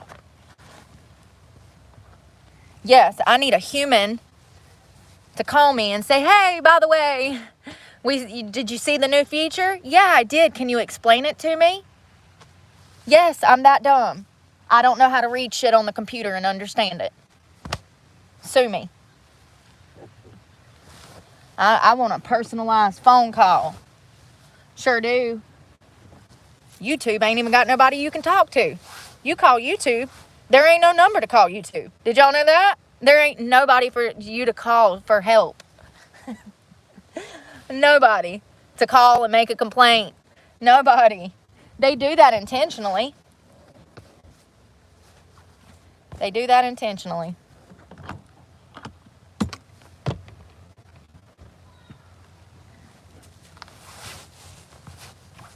It is nice to be able to come over here and have a place to do this so I don't have to be in a parking lot. Sorry, my curtain. My curtain is blowing in the wind. And also be able to shower and all of that. And everybody's always so nice over here. I've only had one bad experience with the guy. And I think last time I freaked him out so bad, he'll never be back to bother me. Remember that guy that we followed around the park when he was stalking me? We went and stalked him back, honey. As soon as he saw that I was filming his car, he damn come out of his hiding spot and come running up. Grown ass, 60-year-old man talking about, what's up, what's up?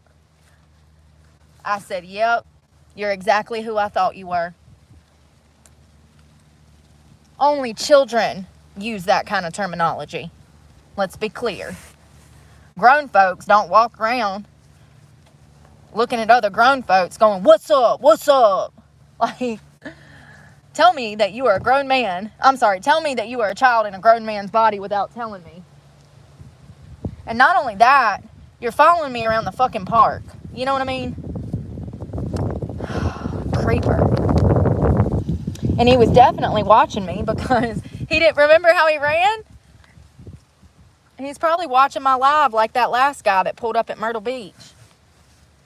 Sitting there watching me on live. As soon as I get off live, he pulls up and tries to have a conversation with me. And did have a conversation with me. And y'all remember how he lied? He said, my friend told me to come find you. He said you were out of gas, so I come to find you to give you gas money.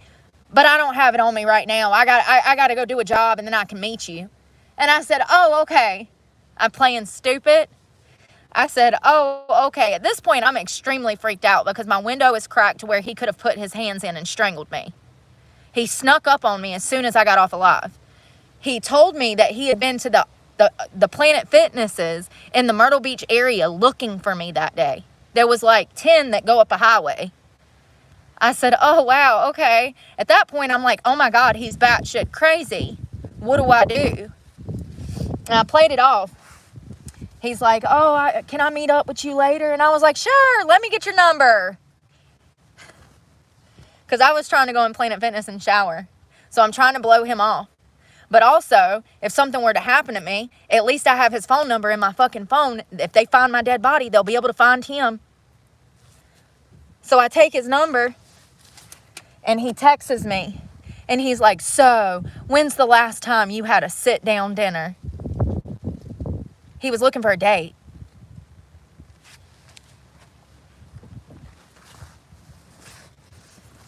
It's like, dude's really that stupid? You think I can't find somebody to go on a date with and buy me dinner, honey? Bless your heart. See, that's the problem. People like you are the problem. You think all of us are the same. Sick. How scary. How scary. And then the guy at the park trying to act like he be out here skating. Boy, bye. I've been coming to this damn park since 2019. I ain't never seen you before the day you rolled up on me asking me if I was Brooke from YouTube. And when I shut you down and said, I'm not Brooke, you kept reiterating, are you sure? You literally came here just to interject yourself in my life.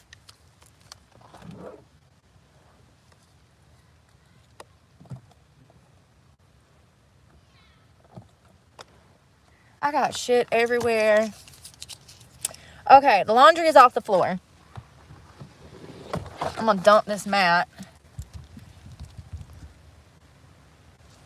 And then, he couldn't take no for an answer. He had to come back 2 different more times and fool with me while I'm trying to mind my business and work out. Some people are just dumb, y'all. It's like, I get online, I talk about how I've been victimized over and over my entire life, how I suffer from CPTSD, and then this dumbass comes out here looking for a problem. Like, sir, are you trying to send me to prison? What is wrong with people? They got mental health problems, and they causing me to have mental health problems. Seriously. Oh my God, y'all. It's bad.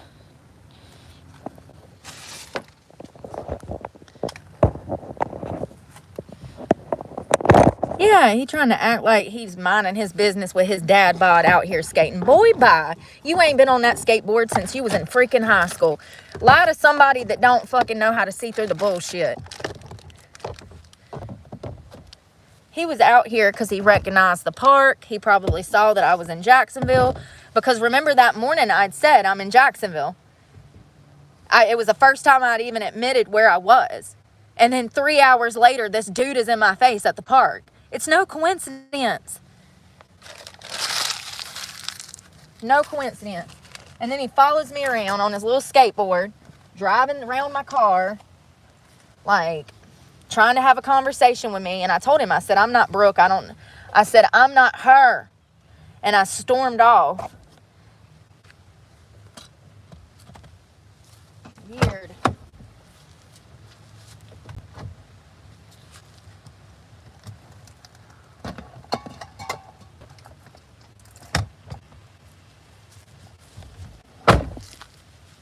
He did, though. He came back 2 more times after that. And finally, I got so sick of it, I started damn chasing his ass around the park. I said, fuck this. I'm going to stalk the stalker. And I started filming his car. And listen, here's the kicker. We looked for him for 30 minutes because I wanted to show the world who he was. You obviously want some attention, so I'm going to give you some attention. So we go to look for him, and I see him skateboard down the road. So I go to find him, and he's hiding somewhere in the fucking woods. Had to be, because there's nothing else at the end of that road. So my thought is he was probably watching me on live as I was looking for him. And then when I started filming his truck, then he comes out of hiding and walks up going, what's up? What's up? Why are you filming my car? What's up? Why are you fucking hunting me down off the internet and following me around? Why is this the third interaction I've had with you? How are we in a 450-acre park, and every time I come in here, you're right beside me? 450 acres. That's no coincidence. That's a creeper.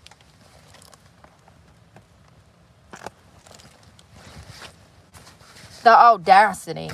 What's up? What's up? You about to go see what's up, because you about to go meet your maker, sir. You gonna see what's up there real fucking soon. You dumbass. Like, and that's the shit that I be talking about. That's the shit Ronnie was talking about when he cussed out all of his fans when he canceled his tour. He said, y'all really be out here having these parasocial relationships thinking that they're fucking real. Y'all done made up shit in your fucking head. I concur.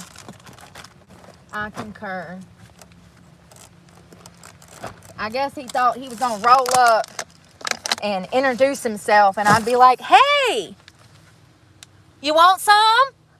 Like, what do you think's gonna happen, sir? I said I was traumatized. Not looking for love in all the wrong parks. Thank you.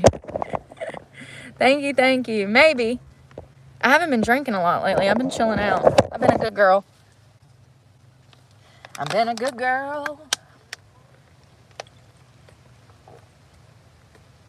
And I'll tell you why. Because I've recently noticed that there's a lot of drunk drivers on the road. Am I the only one that's noticed this? They're just everywhere now. You know, you used to go to jail for being drunk like that, but what do I know? Scares the hell out of me. It really does, watching all these people out here drinking and driving. Hell, they had an Oktoberfest down in Madison, North Carolina, back in October, and I followed 3 people home drunk. They were going 50 miles under the speed limit. It's 55 out there. They were all going 15 to 30. You know, it's like, Jesus Christ. They were drunk as hell in between the lines. I followed 2 or 3, and it might have been 4 or 5. It was a bunch of them in one night, and I think y'all were on live with me for a few of them. But they were all drunk, driving home from Oktoberfest down in Madison. That's fine. You're allowed to do that. But don't sue the Carpinos, because you'll go to jail for shit you didn't do. They got a sex trafficking ring at a restaurant called Uptown Tavern in Eden, North Carolina, where young girls are expected to prostitute out of there to make money. And that's fine. That's socially acceptable. It's just crazy to me.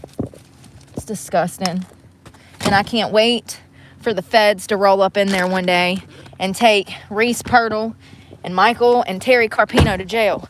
It might take 20, 30 years, but apparently they're also smuggling drugs, because when I told the cops what happened to me about these people trying to force me into prostitution and forcing me to fly to damn New Orleans with them to fuck them, when I told the cops kept asking about drugs. They kept saying, oh, well, where's the drugs? Where do they keep drugs? What are they doing with drugs? And y'all know that their daughter is strung out on cocaine, remember? So, listen, I don't know. I just know that there's something else going on that I didn't know about. Because if sex trafficking wasn't enough to arrest them for something, and all the cops cared about was drugs, and they kept asking me about drugs, which I don't do, And they knew that. That was part of the problem. I wouldn't do drugs and fuck them. That was the problem, you know? So, clearly the cops are trying to get them for something bigger if they kept asking me about drugs and they don't care about the girls prostituting out of that restaurant. I don't know. I can't make sense of it. I just know what I would do if I was an investigator.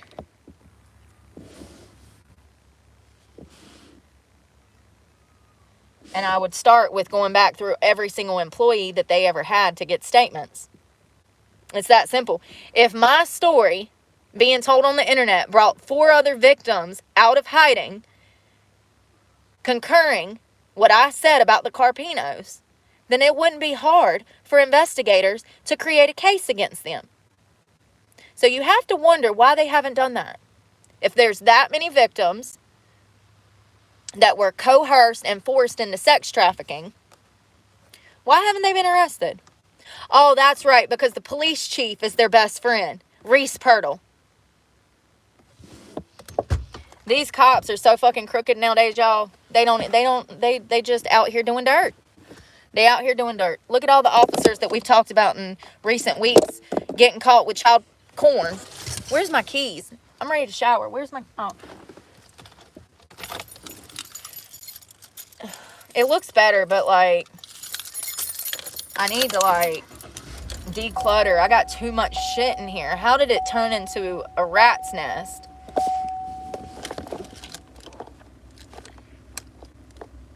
It's sickening to think that I get myself away from dancing only to walk into the one most polluted, corrupt restaurant in the entire city to get hired.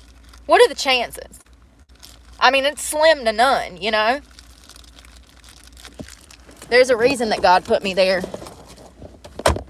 It might take me 20 years to figure out why, but there's a reason that God put me in that path to witness what I witnessed in that restaurant and be able to live to tell about it. Absolutely. It's part of a bigger picture that I don't understand. But there's a reason that God has put me in this position over and over. There has to be.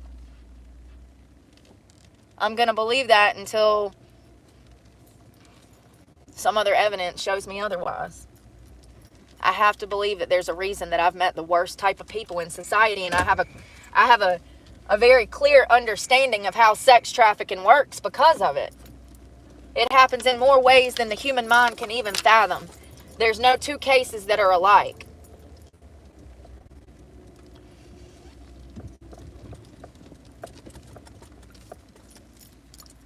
That's like the 3rd or 4th sex trafficker I've met in my life.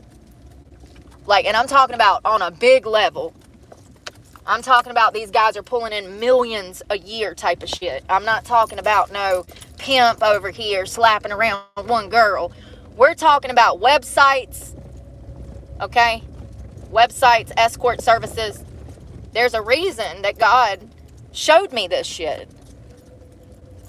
Has to be. I can't think anything else, because otherwise I'm just going to fall into damn nihilism and hate the whole world, you know?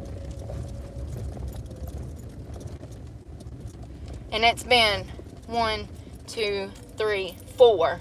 4 major sex traffickers I've met in my life. One of which I knew for 17, 18 years.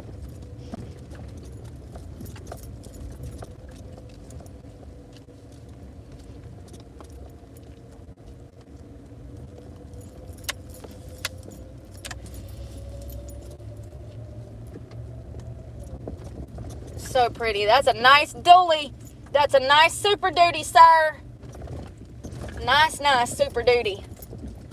Damn $80,000 truck, ain't it? Got 6 wheels, 4 doors, Super Duty on the front. Got to be at least a damn $70,000 truck, and it's probably more than that now. My dad had one of those. I like Ford. I like Dodge too, now that I know they got Hemis in some of them. I'm not a Jeep girl, so that's why I didn't like Dodge. But my boss had a Dodge, and his was a Limited, and it was really nice. And it was a great work truck. I mean, it was a fancy one, but he used it as a work truck.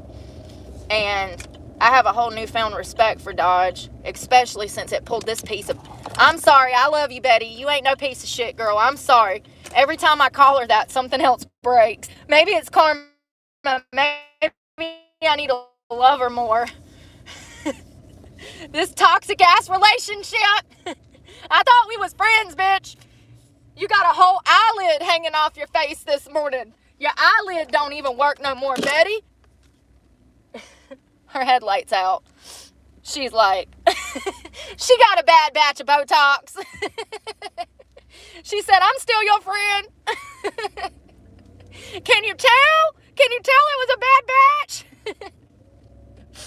Oh, she hit a nerve. The doctor hit a nerve with a needle. Listen, I have a whole new respect since that man with that Dodge pulled me off the damn beach. I mean, I knew the power of a Hemi. She was supposed to have a Hemi. The day that I went to buy this truck, I went to go buy a Nissan Titan with the Hemi in it. I got there. They said, we don't have that truck anymore. We sold it. I said, well, do you have like a 2012 Chevrolet? I can afford a 2012, an old truck. This would have been, at that time, the truck would have been 8 or 9 years old because this was 4 or 5 years ago. And it's been about 4 years. So anyways, they said, yeah, we've got a 2012. We have multiple 2012s. One of them was red. One of them was black, which is what I wanted. I wanted a blacked out truck. And I wanted to look like Batman, okay? So they get me in there. And they're like, well, let us show you some stuff. That's how it always... Listen, when they're trying to show you shit and you know what you want, just walk out the door. Now, I love Betty. Don't get me wrong. She's my pride and joy. But, like, if I'm being honest, I can't afford her much anymore. You know what I mean? With shit breaking and the economy like it is, it's just all of my money goes back into this truck to survive. So it sucks. But at the time that I bought the truck, I was making over $130,000 a year. So at the time, it was logical for me to spend $700 a month on a car because I was working in construction and then I was also stripping. So I was making more than enough money. That $130 was just coming from stripping. That was not including the $1,000 a week that I made doing construction. So I was rolling in it. So $700 at the time didn't seem like a bad damn deal, you know? And then they took 20 grand off the asking price. So that's how I ended up in this truck. It was an accident. I needed a car. And my Nissan was on its last leg. But I wanted a Nissan with a Hemi. Because they did make a shit ton of those. And I know that they're a good truck. One of my favorite vehicles I ever had was my Nissan truck. It was a wonderful truck. And I didn't even change the oil in that car. I was on drugs. I never changed the oil. We used to just top that bitch off. And I do believe that, you know, she got up to like 370,000 miles or something. That's a miracle to never change the oil and it lasts that long.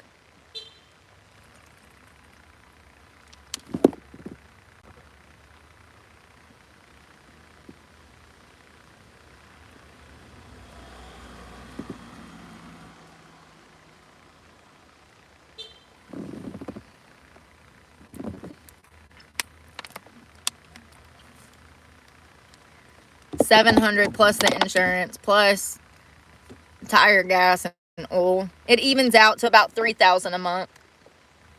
Yep, it's my biggest expense. No, the Titan was not roomier than Betty. She's got so much more room. People, I meet dudes and they're like, how do you even sleep in there? And I'm like, you don't understand. Like, as long as you're not 6 feet tall, you can lay completely flat in here. It's got a lot more room on the inside than expected. I mean, I guess it was kind of a miracle in disguise because of the fact that I had this truck. I was able to leave an abusive situation. But, you know, I put gas in this morning. I put $50 in. It didn't even get me half a tank. I said, Lord, have mercy. I said, I just bought gas the other day. It was $2.50 a gallon. How do we get back up to damn $3.19? It's fucking ridiculous. And this is what makes that noise. That front pinning. I guess it needs to be tightened up or something, or I can't even see what it's connected to. I just know that that's what's rubbing. Let me try to push it. That's not gonna help. Ouch, I like to just fell. See how that's pinned under there? How is that pinned under? Hold on, I gotta get on the ground, y'all. How the hell did the other one come out? What the fuck? Now I'm curious and I won't be able to sit down until I figure out why.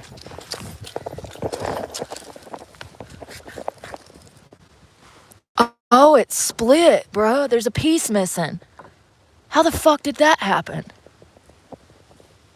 What in the ever-loving fuck, y'all? Somebody cut a piece out of it? Y'all, what is going on here? Am I tripping?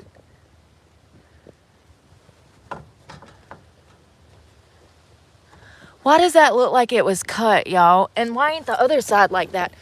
I don't know what happened, but that's why it's rubbing. And it was cut. I can see, look, you can see scissor marks right there on that piece. Right there. Or is it from my tire rubbing on it that's made it burn through? Y'all, anybody know? Yeah, I know it don't look right. I don't know what the hell is going on. Yeah, them fucking Ford Rangers, man. I know that truck. He's no stranger. That's a fucking Ford Ranger. I don't know what the hell. Betty. I think, honestly, that tire's probably been rubbing on it, you guys, and it's done burned a hole damn through it. I mean, I don't know what the hell to do about that. I ain't got no $300 to go to Chevy to get them to fix it. And you know it's probably going to be more than that. It looks like that tire's been rubbing up on it and it's burnt through that wall. Damn, it's cold. I might have to put this sweater back on, y'all.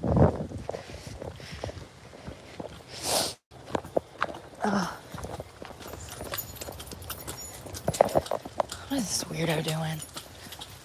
People are so fucking weird.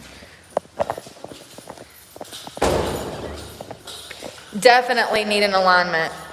Definitely need an alignment. 100%. Like, I wish. I don't even know how much that shit is now. Did I bring a clip?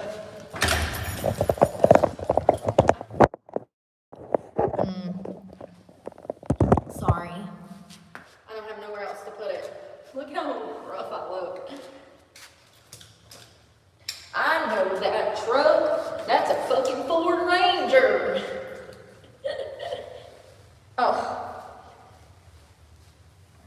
Something that I realized last night when I was in my bed, I love sleeping in this sweater because I can wrap it up around my ears. I can have my hair up and sleep like this. Y'all, I gotta tell you this though. Hold on. It's so funny. So it's a viral video. Fix my hair. It's a viral video of this kid identical to Luigi Mangoni. He looks almost identical, y'all. Go find the video. Just Google kid pranking mom pretending to be Luigi Mangoni. I'm sure you can find it. If I find a clip of it today, I'll post it. So he hops in the car.